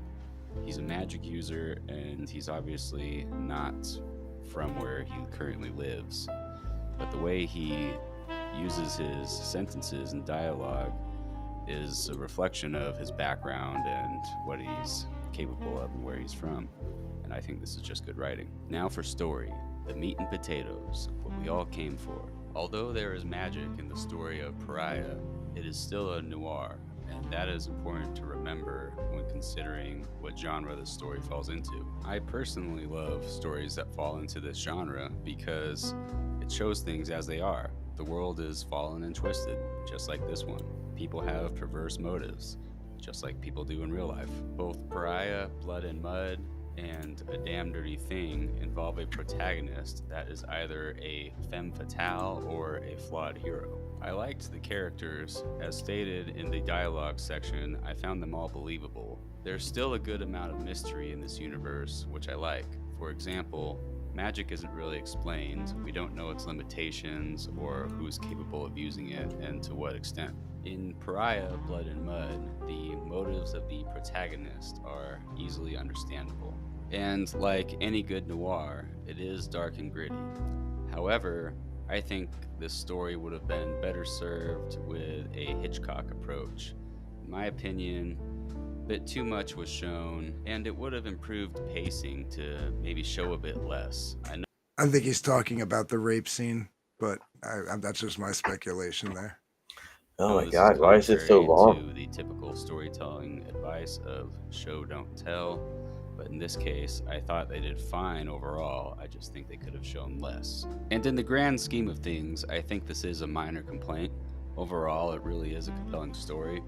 Especially the next one I read, A Damn Dirty Thing. I really have no complaints about the story. I think it's well paced. I think it's highly enjoyable. It felt like watching a film noir. Well, overall, I have to say, if you're any kind of fan of noir or supernatural comic books, then this is one to check out. So you're saying it's worth looking into? I'm saying if you're okay with less than happy endings in a very dark and gritty world where lots of heinous crimes are committed, then yeah, it's worth checking out. You'll have fun. Forget it, Ajay. It's Chinatown. Actually, it's Solomon City. That was a lot. I thought it was good. I mean, it was pretty thorough for a review. Yeah. Definitely a lot. Well, he also reviewed 2 books, so, you know. And he should have, does he have 2 versions? Like an edited version? Oh, I don't know. He just posted that on Twitter. Oh. All right. Did you see this today, Marjorie Taylor? No, what happened? All right, let's look at this real quick.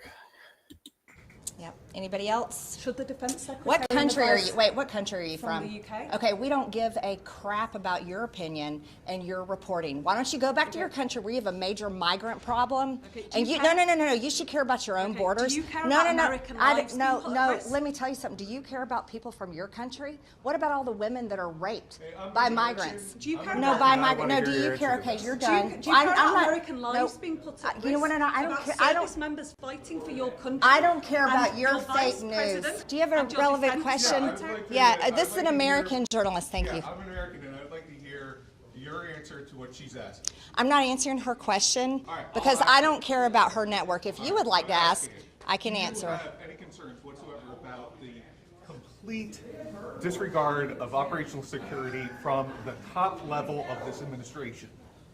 You want to know about complete disregard about operational security? You should talk about the Biden administration, how they ripped our borders open to terrorist, cartel, child sex trafficking, human trafficking, and drug trafficking across our borders for 4 years. The Trump administration is doing a great job, and I stand by their statements. I stand by their statements. My comment to you is I'm thankful to President Trump that he is leading us out of wars, that he's ending the war in Ukraine, where American lives could have been killed if Joe Biden was still president today, whether he liked it or not. We're talking about NPR and PBS today. We're talking about fake news that was funded with federal funding from American taxpayers. That's what this is about today, not journalists from the UK that should care about their own. Journalist is being bullied. What do you think of that? She's so intense sometimes. I don't mind. Yeah. We don't give a crap about your opinion and your reporting. Go back to your country. Yeah, like I hate anytime I hear a British person on Fox News, bro, I fucking close it. I'm out. Like I do not like hearing British people on American news. I hate it. I hate it so much. What's your opinion on the British on American news? I mean, everybody just wants to, I don't know, have their opinion on American politics, and it's like, shut the fuck up. Yeah, yeah. So did you see Trump signed into tariffs 25% for all cars made out of America? Yeah, automobiles, yeah. Yeah, I thought this was pretty good. I thought this was I like what's going on, to be honest. Yeah, I can't complain. I think we're just now starting to see the gas prices go down. This week on Sunday, so about 4 days ago, was the first time we saw prices go down. What about your area? It's been pretty steady the last 2 weeks. It's like holding at like $2.99. It was down to like $2.80 something like 3 or 4 weeks ago. So it actually went up a little. I'm expecting, like around here, the gas prices will usually change on a Thursday, like just before the weekend. Right. So I'm assuming we'll be seeing some kind of change tomorrow or Friday. Interesting. Yeah. Have grocery prices started to go down in your area? I don't know. I buy the same shit, and I don't buy a lot of food, because I work at a restaurant, right? So like, I literally when I came on, when I popped on your stream before, I was literally eating chicken franchise from work. You know what I mean? Man. And like when I do buy stuff, it's like eggs and bacon and stuff, which I still have. So I'm gonna say the stuff that I normally typically buy haven't really gone down, though there's been a lot of sales. Like, I just got like a huge box of cereal for like $2.50, which would normally cost you like $6. You know? Interesting. Yeah. One of the gangsters that owns grocery stores around your area was on Maria Bartiromo on Sunday, and he owns grocery stores and shit around your area along with a couple other fellas. And he said we have started lowering prices. Do you remember his name?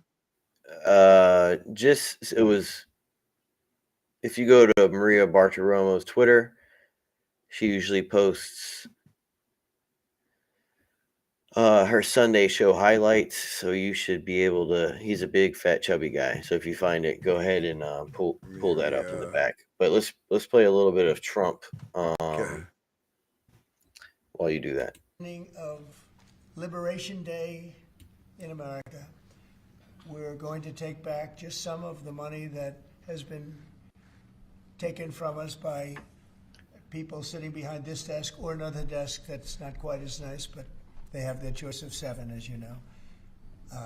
And we're going to charge countries for doing business in our country and taking our jobs, taking our wealth, taking a lot of things that they've been taking over the years. They've taken so much out of our country, friend and foe, and frankly, friend has been oftentimes much worse than foe.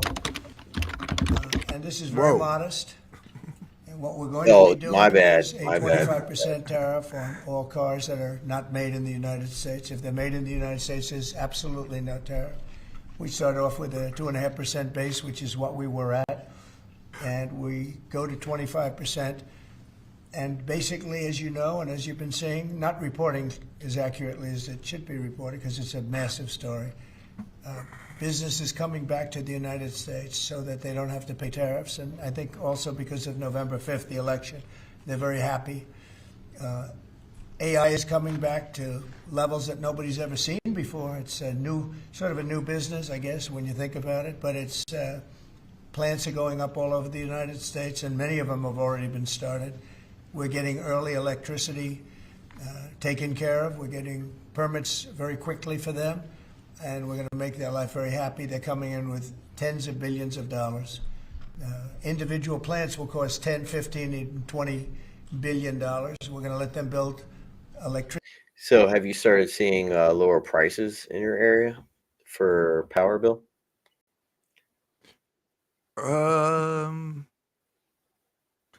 Not yet. I never really even knew, like, I'd have to like look at the total breakdown. When it comes to my electric and shit like that, I never really. Yeah, you're a single guy with dogs, so not a lot of power. Yeah, well, I mean, my electric bill is probably my most expensive, except for in the winter. The gas bill's been pretty high. It's been fucking insane. Mm. I wonder if so I imagine this will, from an economic look, I would imagine it would take about a year, to like 18 months to start feeling the real effects of like what he's doing now. So like a year to a year and a half. Seems like a logical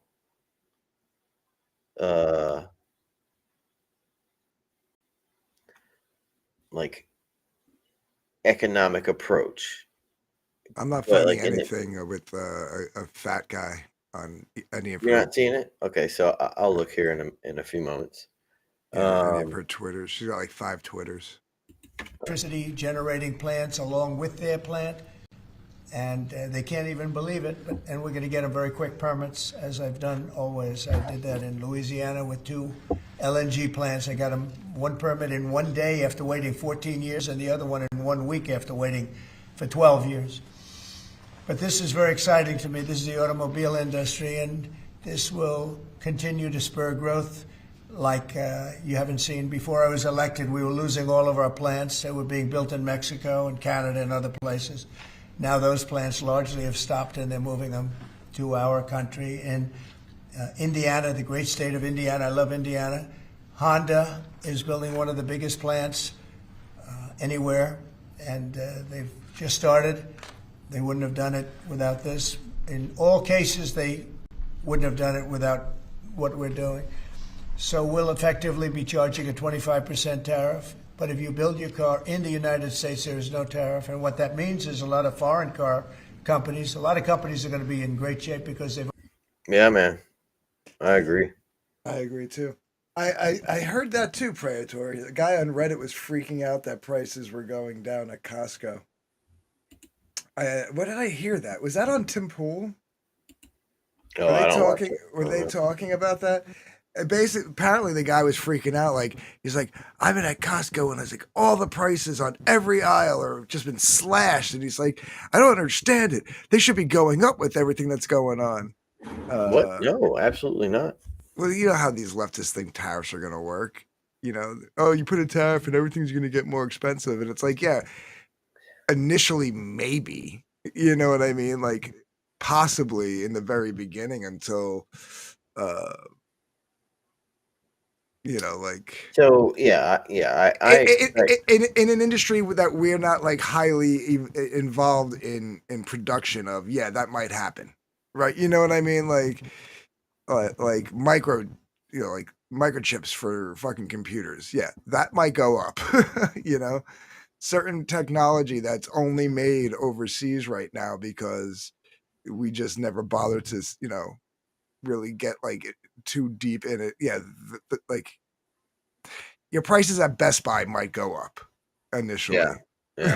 You know what I mean? But once we start producing stuff here, not so much. Did you see that plant that TSMC has made in like Arizona or Nevada?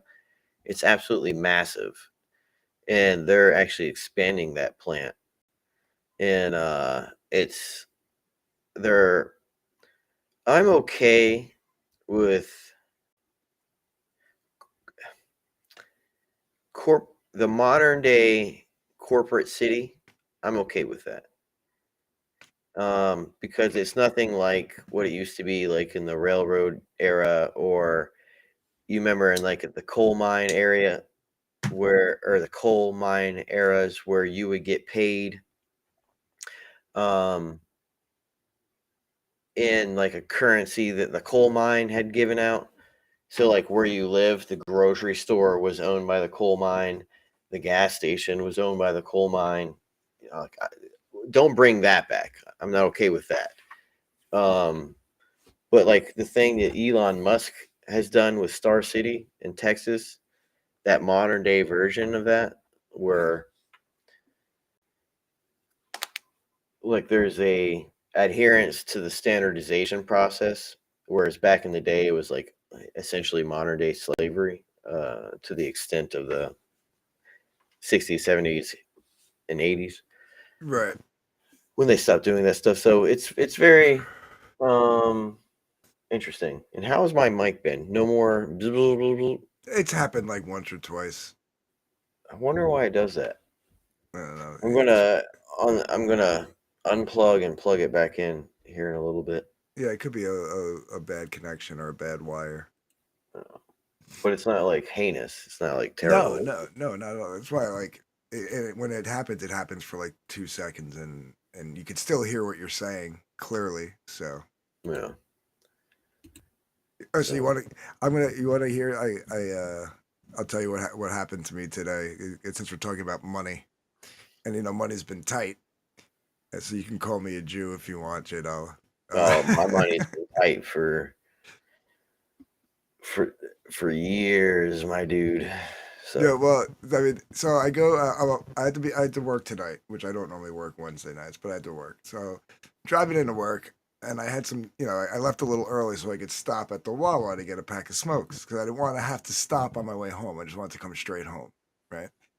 I had enough cigarettes to get me through work, but I was like, let me just stop now. I got time. So I stopped. And the lady in front of me is like driving this poor kid crazy. And she's actually even frustrating me, but I could tell there was something a little off about her.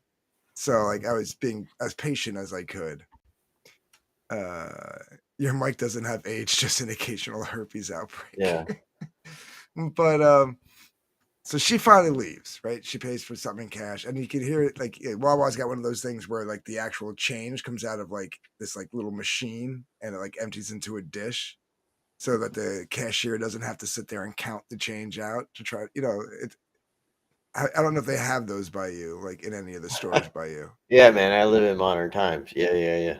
No, because like Wawa is like the only place around me that has them. Like no one else has these things, but like there's just places that do and don't have them. Yeah. So, so her chain's sitting in the little dish there. Right? So I walk up. Now I got a whole cup full of change in my car that I'm just trying to get rid of, right? So I get my cigarettes. The guy's like $9.34. So I have a $20 bill and 35 cents in my hand. I'm just trying to get rid of the change. I don't want the change. But he doesn't see the 35 cents, and he just, before he even takes the money from me, just rings in $20 and hands me a 10, and then this change comes out, and I'm holding the 35 cents. I'm like, I don't want the change. I hand him the 35 cents, and like you can see, I confused him for a second. And I'm like, oh, now I'm being a dick. So I'm trying to like help the kid, right? I'm like, here, just give me just take the 35 cents. I'm not looking for the change. Take this change, put it back in your drawer, right? He's like, no, put it in the they have like this thing for like the homeless, like a little donation box you could drop your spare change into. I'm like, no, your drawer is going to be short. Take this back, right? Like I was like, you just gave me change that I don't need. Like it's not coming to me. He's like, oh, you're right. Thank you very much, right? And he puts it back in his drawer. And then I walk out to get in the car. I still got the $10 bill in my hand, and then I'm like halfway to work at this point. I'm like, wait a minute. He was supposed to give me 11 back, right? Not 10. Right. After here I am trying to be nice, make sure this kid who's like 20 something years old, probably like his first job, like he could tell he's nervous behind the counter, and this woman had him frazzled. And here I come along, and I'm just trying to make sure. I'm like, dude, you don't need to be, try to be nice to make sure his drawer's not short at the end of his shift. But now it's eating at me all day at work. That like, I was like, I'm trying to be nice, and I got fucked, And I know it's only $1, but I was like, motherfucker, that's my dollar, Like, Yeah. so after work, I didn't want to stop at Wawa. There's a whole reason why I stopped at Wawa on the way to work. On the way home, I stopped at Wawa and I talked to the manager. I'm like, listen, I don't know if there's anything you could do. And the kid happened to still be there. So he remembered me and everything. And they gave me the $1. And I was like, Bro, you so gay, bro. I was pissed, Hell dude. nah. I know it's only $1, but I was like, motherfucker, if this kid didn't rush to first of all, the one thing you should always do, you've worked retail, you've worked in restaurants. I can count a till so fast, bro. You can't. Right. Really blow But your you don't ring in what the person, you don't ring in the amount the person gave you until it's in your hand. Right? Because just because you see me holding a 20 doesn't mean I don't have my debit card in my other hand. Maybe I'm just holding cash in my hand. Don't ring in $20 cash before I hand it to you. So I got a story that's like similar but opposite. One day I was coming off the highway and there was a homeless dude and I had $20 and I gave $20 to the homeless dude and I text my boss. I'm like, this is the first time I ever gave money to a homeless person. And I felt kind of bad. I'm like, I'm making some money, da-da-da-da. So I gave... And you went right for the 20. All right. I gave him a 20. I'm trying to be, go buy something. And I text my boss. We're chatting. I'm like, yeah, man, I was feeling happy for myself. I gave $20 to a homeless guy. He's like, that's the worst $20 you ever spent in your life. And I'm like, damn, it was, that was interesting. So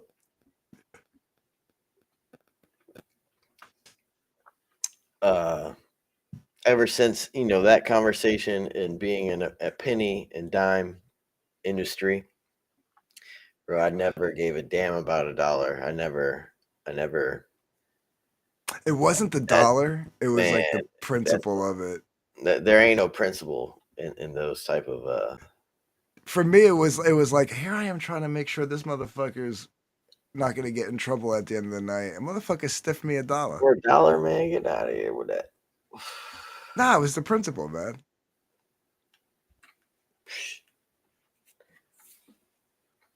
That's why I said you could call me a Jew. You have rules in your area, like the bartender can give 10% of the bar away a night type thing. No, I mean it depends. It depends on the place you work at. That's usually in-house. What I mean by that, pouring a little extra in the drinks here and there, or giving a free drink here and there, like that. There's like in these type of industries, there's a underlying understanding that this is a type of thing that you do in the bar industry. Is that a thing up there? Yeah, like I know, like in my department, the private dining department, we don't have this particular setup, but like upstairs in the restaurant, they have a set tab number that they use, so that like they're allowed to, like, I forget what the amount is per night, between the 2 or 3 bartenders working that night. They're allowed to like reach a limit of like X amount. Yeah, like how much you can promo a night. Yeah. Yeah. Now we don't have that set up down there. Yeah, I don't mean that, but Barbara knows that like I'm not gonna give the bar away. So like if she catches me giving someone a free drink, she doesn't say shit. But, yeah. Like I have people that I work with in my department though, that like this one girl, Julie, and who's great. She'll help out, whatever, and she'll run drinks. And so if I'm busy, she'll come behind the bar, grab her own drinks, and go, right? But like sometimes I'm like, Julie, you're giving away a free drink to a dude who hasn't even tipped yet. Like she's like, yeah, I'm fishing for a tip. I'm like, that's not how you. No, You wait for the guy who puts a $20 bill the minute he walks up. That's the guy that every now and then you're gonna fucking throw a free drink to. You know why? Because he'll put another 20 in later, and he'll put another 10 in after that, and you can get $100 out of that guy because off the bat he's already showing you money ain't no thing, right? But the guy who hasn't even put $1 on the bar, and you're gonna hand over a free fucking Grey Goose martini? Are you fucking crazy? Like, Nah, you know what ain't I me mean? doing that. None of that. None of that. Like, that's You know- bro. I remember, yo, I was I had moved. Where was I at? I was at the Lynnhaven Mall Ruby Tuesday, and I just got hired. This was like in 2007, 2008 during the financial collapse. Worst time in the world to try to ever be a manager at like a place with bars was during the 2007, 8, 9 financial collapse. But one day, you know how you're just saying like you can give, you know, you can promo some shit. If you fucked up a steak, you still want it on the inventory, you can promo it off or Yeah, void the ticket, and you're we call allowed. it comping rather than a void. Yeah, you're allowed so many void and promos or comps a night. You know what I mean? That's how restaurants work. Yeah. And bro, we had this Asian kid. Man, he couldn't be but 18, 19 years old or some shit like that. And I'm in the back. So in the morning. So anyway, I'm the assistant manager at a Ruby Tuesday, and I'm in the back grill. It's like mid lunch or whatever. And all of a sudden, like the entire screen lights up, and every single line item has popped on the screen. Like, and it was the Asian kid who was at the register, and he was just like hitting a bunch of things and adding some shit up. And you know how in some restaurants, if you hit not like total, but there's buttons you can hit where you can like see the total for things, or like you can like pre-screen a menu, like a pre-screener, or before you send it back to the grill. Right. And bro, he sent it back to the grill, and it was like $600, $700, $800 worth of food. Oh shit. And the store manager, Jason, and I'm looking in the back, and the way Ruby Tuesday has it, they have like an open grill, so like the grill is open to the floor. Right. And I'm looking up because at Ruby Tuesday they have pantry side, which has pantry side, which has like it has like the where you can drop shit in the fryer, and then they have the steak side where like the chicken and the steak. And bro, like both of the fucking monitors just lit up completely. And there's like 2 people in the entire restaurant. Like, you know what I mean? There's no one there. And Jason, he has a cleft palate, bro. Right.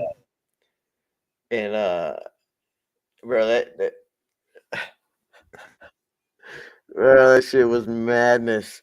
And so Jason had to zero off and void every single line item one by one. You had to ticket for a $600, $700, $800 ticket. It was like Right, so it's probably like dollars in tax. It was like $800 some dollars. Yeah, it's probably like 30 items on that ticket. Bro, there was more than that. It was madness. And yo, bro, Jason had to email the supervisor, and he added like the regional manager, and he added the vice president of operations or whoever it was to the email. Oh, because God. Ruby Tuesday was kind of big, but the way they did their backroom stuff, very tight knit, small operation.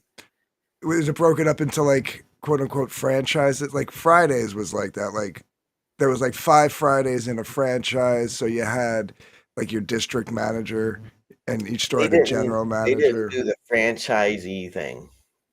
Right. It was all corporate. But they all answered to corporate. They had very few number of strict franchisees, but it was so minuscule it didn't make a difference. Yeah, that's like the ones I worked at were part of a franchise, but they all answered to corporate, and yeah, like for every like four, like there was always at least one corporate store in the district, right? So there'd be like 6 stores in the district, 5 would be a franchise, 1 would be a corporate. You know what I mean? Yeah. And yeah, so I get it. You know, everything's got to be to the like all the T's got to be crossed, all the I's got to be dotted. And, Yeah. but like I mean, I was always in strict type businesses like that anyway. So another thing that mom and pop shops are a little looser and you have a little more freedom. But you know, when you're dealing like we have 2 locations. We actually had 4 at one time, 2 in California and 2 here in Jersey. Now we just have the 2 here in Jersey. But so when, you know, technically it's a small franchised corporation, even though it's not a franchise per se, you know, we have different locations. So there's certain things that have to get run through the owners and stuff like that. But like for the most part, you know, we get to do what we want. But like for the weddings, right? When there's like an open bar, this was another thing Julie used to do that would aggravate me that I had to break her free from doing. So it's got a wedding that's got an open bar, but they just have the base package, right? No top shelf, just like all your basic call liquors, your Absolute, your Tito's, your Tanqueray, Jameson, Jack, you know, nothing like Scotch would be Dewar's, right? No Johnny Black, no Grey Goose, no Kettle, right? They didn't get the top, top shelf package, right? Right. And somebody would ask for like a single malt Scotch, like a Macallan, and she'd go get it like while I was busy, and I'd see her pour. I'm like, "What are you doing?" She's like, "I'm hooking this guy up." I'm like, "Why?" I'm like, "The only people we should be hooking up so that they feel special is the bridegroom and their parents, and if they want to, you know, allow somebody else." You know, then because those are the people that are going to be dropping the extra side tip at the end of the night. They're going to be paid $10,000 for this wedding, and they're going to drop another $1,000 if we treat them right. If you're giving away the top shelf liquor to every guest in their wedding, then what was the point? Where you're basically just giving top shelf package, you know, which is like $20 more per person. Yeah. Away for free. Like, what are you doing? Like, I know you're fishing for a tip, but you got to learn how. Like, who do you do this for? Why do you do it? And you know what I mean? Like, you're doing it for some. That shit's happening. You're doing it for some old guy. Like that guy's gonna give you $3 at the end of the night. Like, what are you doing? Bro, Ruby Tuesday was super strict at that shit. I was always in charge of like inventory, kitchen side stuff, all that. And bro, like the way Ruby Tuesday, like you had to measure the height of the glass. Like you knew how much was in the glass, like 7/10, you know, half a glass, like, and you had to write that shit down every single Monday morning. Are you talking about in the bottle? Like, yeah, the height of the alcohol. Yeah, and 0.5, 0.6. Yeah. The algorithm would like know how much fucking alcohol you're missing versus what you sold and how much you have, and crazy shit like that. But I enjoyed that shit. So we don't really do that every night like you would have to like at like a corporate store, like a corporate like. It was like once a week. Like yeah, it wasn't every night. we do it once a week. Every Monday there's somebody who goes around and does every bottle, you know, 0.2, 0.8, you know. Yeah. This, that, and the other. So they actually have software now that can do that. Yeah, bro. The shit at Ruby Tuesday, it was pretty dope. That job was fun, but the motherfuckers were crackheads, and the managers and shit, and I couldn't. Hell nah. But they have like software you could use with like your phone or tablet where you just point it at your fucking bottle and it measures it for you. Oh, no. Never knew about that. They didn't have that in 2008, 2009. I tell you that. It's been around a minute, but it's still to this day pretty expensive. It's like a waste of money, unless you're like a place that like is like anal and or has a lot of like when we say theft, you got someone basically giving the bar away for free. It's not really worth getting, especially if you have somebody that knows what they're doing, taking inventory. It might take longer the old-fashioned way, but like we used to go to this place. I worked at a white glove 5-star restaurant, and then after work we'd all get together and go across to this other fancy restaurant, but it wasn't really. And it was weird that they kept their bar open till 2 because it was like a old, so dated. It was such a dated restaurant. Like old people went there. Like, why would they keep their bar open till 2? But it worked out for us because we get out of work at 11 or 12 and we'd shoot over there. And there was this guy, we used to call him $5 Bob, old guy. And like, no matter what you drank at the end of the night, like, Bob would wait. He's like, I don't know, $5. Like, I just had 6 Coronas, 4 shots of tequilas, and 2 fucking mind erasers, and it's like $5. So then you drop 20 or 30 on the bar, and he's keeping 15 to 25 of that, and $5 is going in the drawer. And it's like, how did they not know? How did they not know? This guy's giving away the bar. Because they'd be like anywhere from like 8 to 25 of us there, depending on the night, And we're all in our 20s. And we're all drinking like fucking fish, $5 Bob. Heard he passed away of a heart attack about 10 years ago. 15 years ago. Everybody died. Yeah. Well, he was in his 60s then, so this was back in 2000, so he had to be pushing 80. Yeah, you are about 50 years old, so. Yeah. You're a grandpa. 49, don't push it. Grandpa?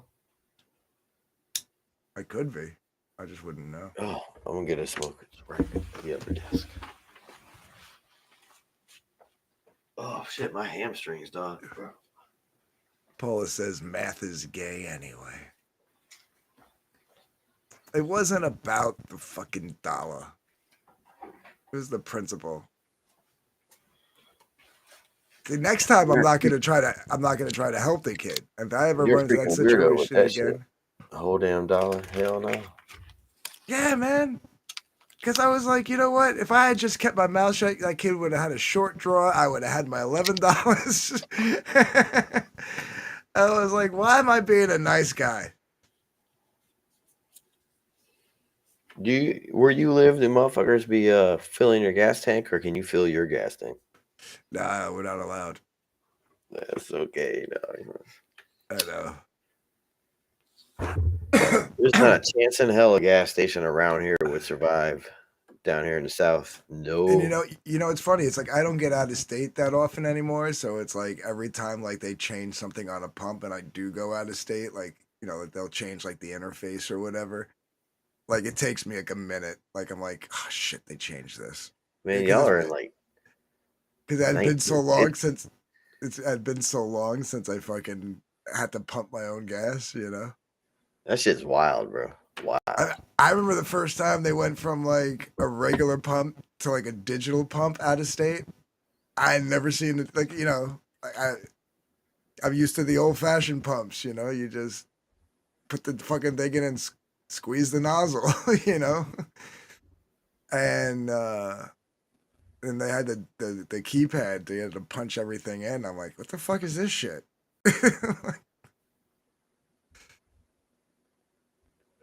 I will say that it's nice.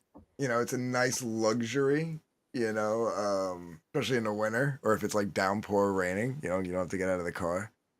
But when you leave the state, you become like a fucking an ape banging on a fucking TV screen. Like, what the fuck? Man, I can't imagine that shit, man. I went to Jersey once. I went to Newark. Oh, Yeah. no, you gotta come to a good part of Jersey. We went to a cool spot. My buddy Ferris, his mother, she worked pretty high up in Continental, so she was kind of like bougie. And we went to this Italian spot, bro. The dish was like the dishes were huge. Like I got this fish. I don't know what it was, but the entire plate was a fucking fish. It had all Bronzini. this stuff around it and everything. Bronzini. Is that what it is? The whole, if it's an Italian dish and it's all, the whole fish, it's probably Bronzini. Yeah. Yeah, I got that shit. And then it stormed like a motherfucker, and then we just left. Yeah. I mean, if you come out by me, there's a lot more. It's a lot more laid back and a lot more cooler spots to go to that are a little more. They range anywhere from a little high end to, you know, diving. Yeah. But then like, you know, you're like 25 minutes. You go into North Brunswick and you can go like hit up like. But North Brunswick's more of a college town because Rutgers is there. But it's got like some cool spots. It's got like the comedy clubs and stuff like that. You know. We got a pretty dope college spot, Auburn University. It's kind of old school in a way. It's got that.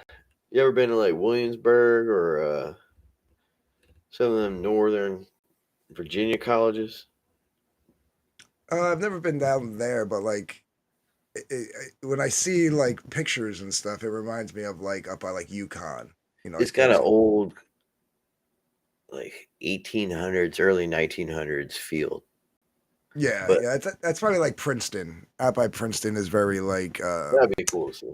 That'd be cool. Victorian houses and stuff.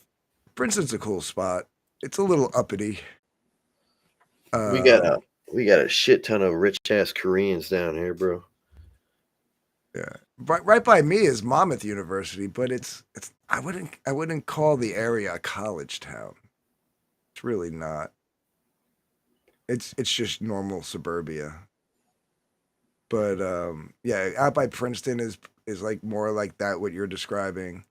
It's I had a an college football town. Yeah, I had an ex that went to UConn and up in Connecticut, which is very similar to what you were describing, but that's more of a basketball school.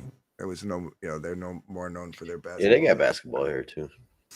But like, yeah, that was like, but like New Brunswick by Rutgers is like more of like a little tiny city. It's like a mini Newark, but like not as ghetto.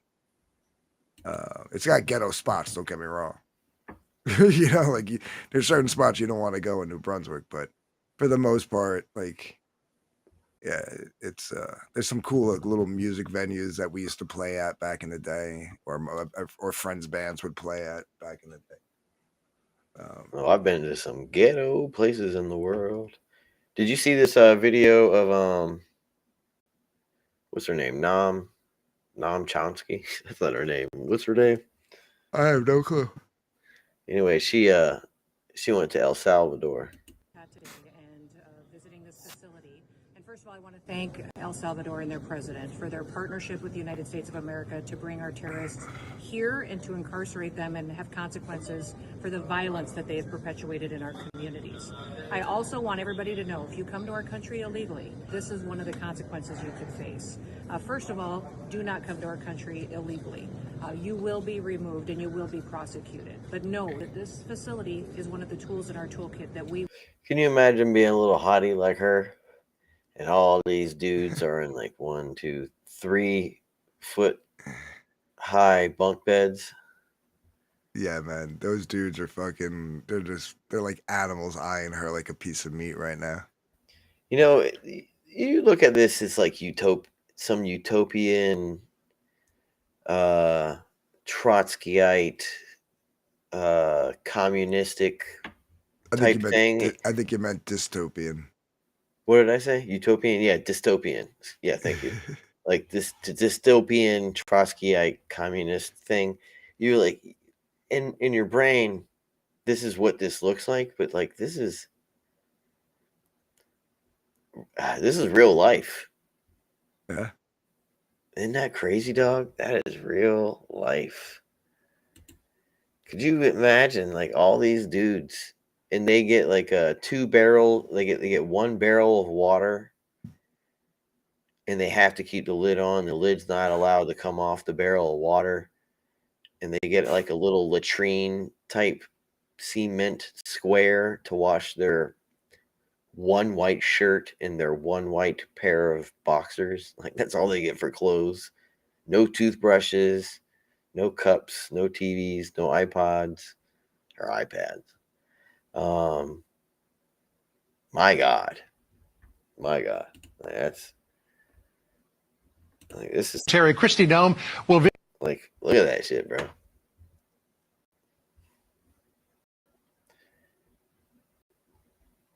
When you move at all, you're shackled and 2 people transfer. It's just crazy, man. It's crazy. They don't fuck around down there, man.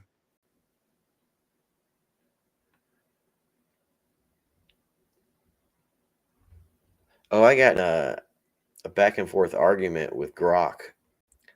Did you? Why? Because it refused to recognize my argument, and it kept saying that I was frustrated and shit like that. It's like, man, what the fuck? Like, I'm not frustrated, and but like I had to debate with Grok to get him to look at new. Like I was like, bro, stop using PBS. Stop using NPR. I was like, can you give me a reply that does not have, and I listed out all of the news places not to use, and it still struggled with that. I had to give it links. It was like, oh, I can't download PDFs. I'm like, I was like, bro, it was ridiculous, this back and forth. I thought it was ridiculous. And then I finally got it to agree with me that his daughter, I copied and pasted like all these PDFs that it refused to look at. And they're like, PDFs, you don't even got to download them now. They're just clickable links in most instances. And it'll just show up like HTML. And so I ended up just copying and pasting all these all this tax data, all this information from the freedom of the press websites. That's not at all what it was, but that's what came to my mind. But like these sites that have all this information with people who donate, and I got it to compile an actual complaint against Judge Boasberg. And it like literally took about an hour and a half to get like the whole prognosis and actuality of facts. Right. I was like, Jesus Christ, God, Rock, like, why is it so? Because AI is, unfortunately, most of the web is fucking. Yeah, it was dumb. So that's where it's getting most of its info from.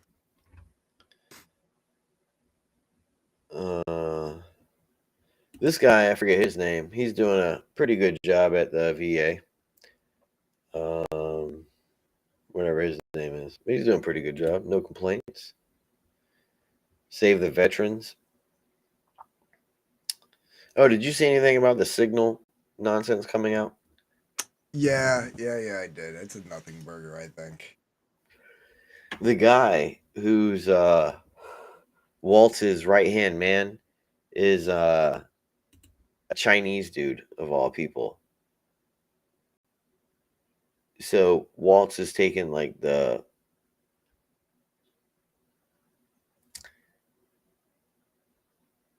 he's taking the blame for what's going on, but it's really this guy. I found that quite interesting. And it's a Chinese dude. Alex Wong. Well, I'm surprised that like the government's even using a commercial product like Signal, and they don't have like their own like internal encrypted messaging. But some people are speculating that it was, I don't want to say 4D chess, but like a PR stunt. I said it was on purpose. Yeah, because if you read those messages, they're very articulate. Like there's like no shorthand. They're like, JD Vance comes out looking pretty based. You know what I mean? Like, I don't really want to help Europe, blah blah blah blah blah. You know what I mean? Like, I feel like it was like their way of like, we got to do this, and if we come out with our own statement, only certain outlets are going to report on it, and most of the mainstream media is going to demonize us. But if we get one of their own to release it, Trump said some interesting shit about Signal today, and I was talking to my mom about it. I was like, "Ma, I feel like this is like on purpose because they're trying to bring Signal to the front.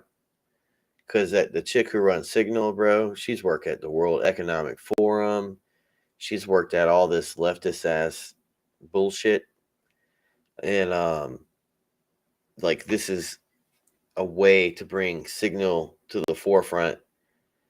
And you had Radcliffe, the guy who runs the CIA. He's like, I was told, this was pre-uploaded on my shit when I joined the CIA. So it's like, this was the only, like, this was an avenue to bring Signal to the forefront of the conversation, to make the argument that it shouldn't be on government phones. It shouldn't be on government laptops. It shouldn't be on. Yeah, like why? Like you might as well be using WhatsApp. I mean, you know what I mean? Like Telegram. But I think that there's that could be a factor too. But I think it was done on purpose to also like put out their statement on their stance on this without. Yeah, I saw that too. Yeah. You know what I mean? Like how organized they are. JD Vance writing paragraphs and shit, and it was. I mean, it's like you might as well have been just sending emails back and forth, like at that point. Oh, did you see the Treasury is changing the way payments are made from the Treasury? So they're no longer doing paper checks. They're not going to do anything like that. It's going to be wholly controlled by Treasury. And what that's going to do is, did you see that interview where Elon Musk was talking about the magic money computers? No. So Elon Musk was talking about, he's like, there's 14 magic money computers in the government where they can just make money out of thin air. Like there's like one or two in the DOD, there's one or two in the State Department, there's one in like the EPA, and they can just, like, a person sitting at a computer can sit down and write a check for any amount of money. And Elon Musk says there's 14 of them in the government. And all of a sudden, after that interview, you had Donald Trump sign some executive orders like 2 or 3 days ago. And 2 or 3 of those orders were based upon the Treasury. And the Treasury is using software that the Doge team created specifically for the Treasury to literally cut the Fed out and the Fed also had like 2 or 3 of these computers, and to cut the DOD and the Homeland Security. I'm pretty sure the FBI or the NSA probably had a magic money computer. Tell me the National Security Agency of the United States doesn't have a magic money computer. Come on. Right. And so that they're coming after the Fed. That's all Fed shit right there. That's good. I saw that they're gutting the ATF. Well, did you know that Kash Patel is the acting director of the ATF. So not only is he the director of the FBI, but he's been sworn in as the acting director of the ATF. Yeah, I think something like 1,000 of like the ATF. It shouldn't exist. Right. Like 1,000 of the agents are like now like getting reassigned to the FBI. They're all getting absorbed. They'll get absorbed into. If you're needed, they'll put you somewhere. Something else was FEMA. Yeah. What's her face said they're going to get rid of FEMA. Shouldn't exist.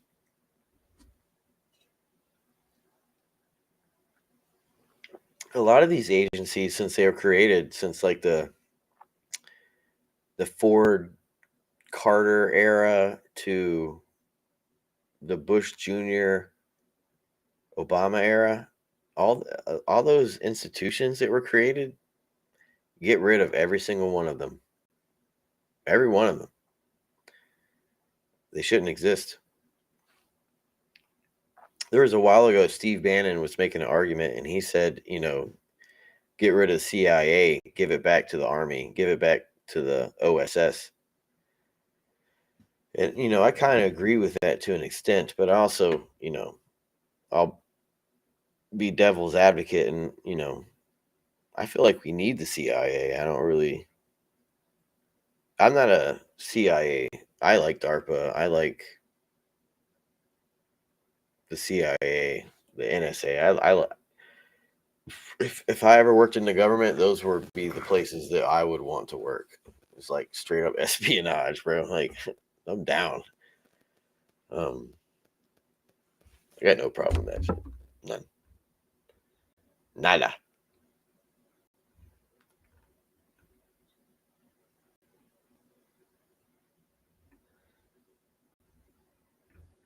Let's see what else we got. Oh, the judge who's been fucking around with Trump.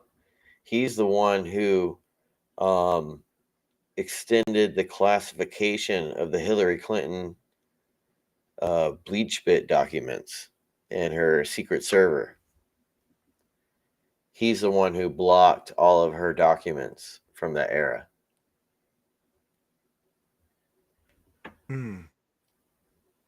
I think they should get rid of federal courts. I don't think they should exist. They're funded by Congress. They weren't in the Constitution. You don't need them. Give them back to the states. Yeah, I don't understand the need for them. I mean, we have the Supreme Court. What? Yeah. You should have your state courts, your state Supreme Courts, and then just a Supreme Court for the federal government. Like, that's a very manageable system in how it used to be.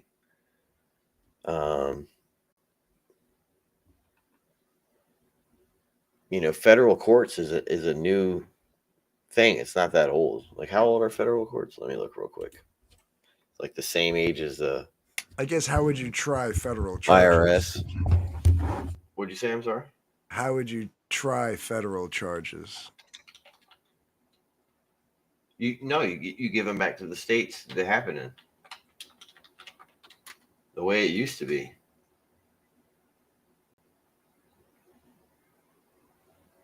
Judiciary Act of 1789.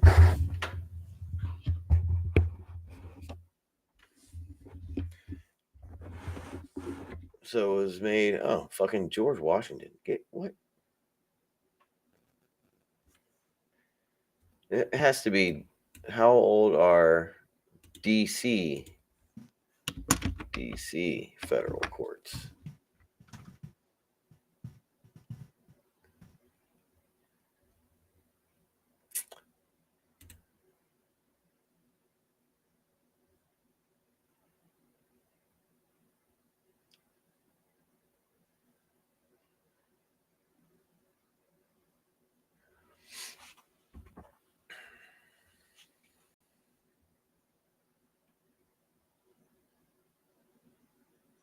'1863, Supreme Court of the District of Columbia was created. 93, the Appellate Court of D.C. was established. 48,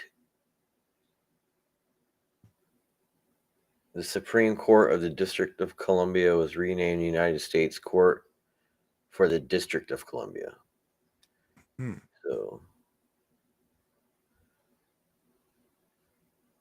from 1863, get rid of it.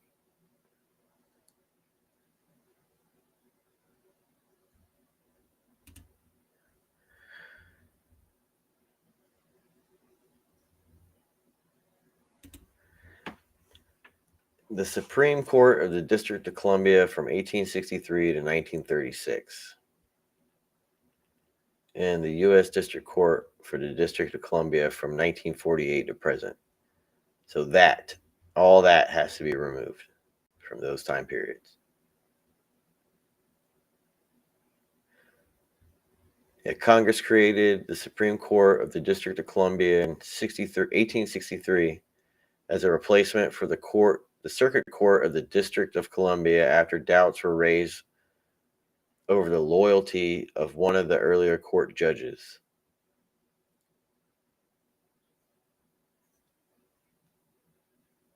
A judge had been placed under house arrest during the Civil War for an unpopular decision to issue a writ of habeas corpus to an underage Union soldier. So this came all out of a fucking bitch-ass complaint. We were able to get like this nonsensical way to control the courts. It just seems nonsensical, right? That doesn't make sense.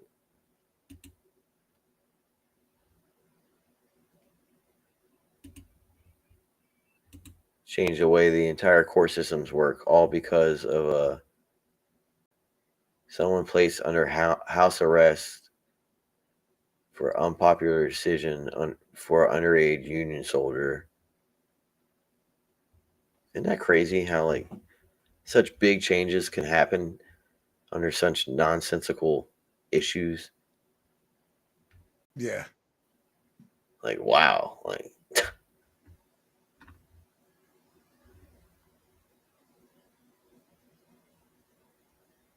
all right, new brother. court. I think I'm gonna jump off, man. I'm starting to. My back is starting to kill me in this chair. Sounds good. Yeah, no, I did. It was a good catching up. Yeah, it's pretty decent. Yeah. Are you still gonna keep going? I don't know. What time is it? No.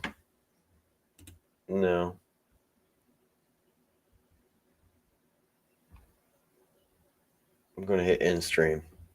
All right.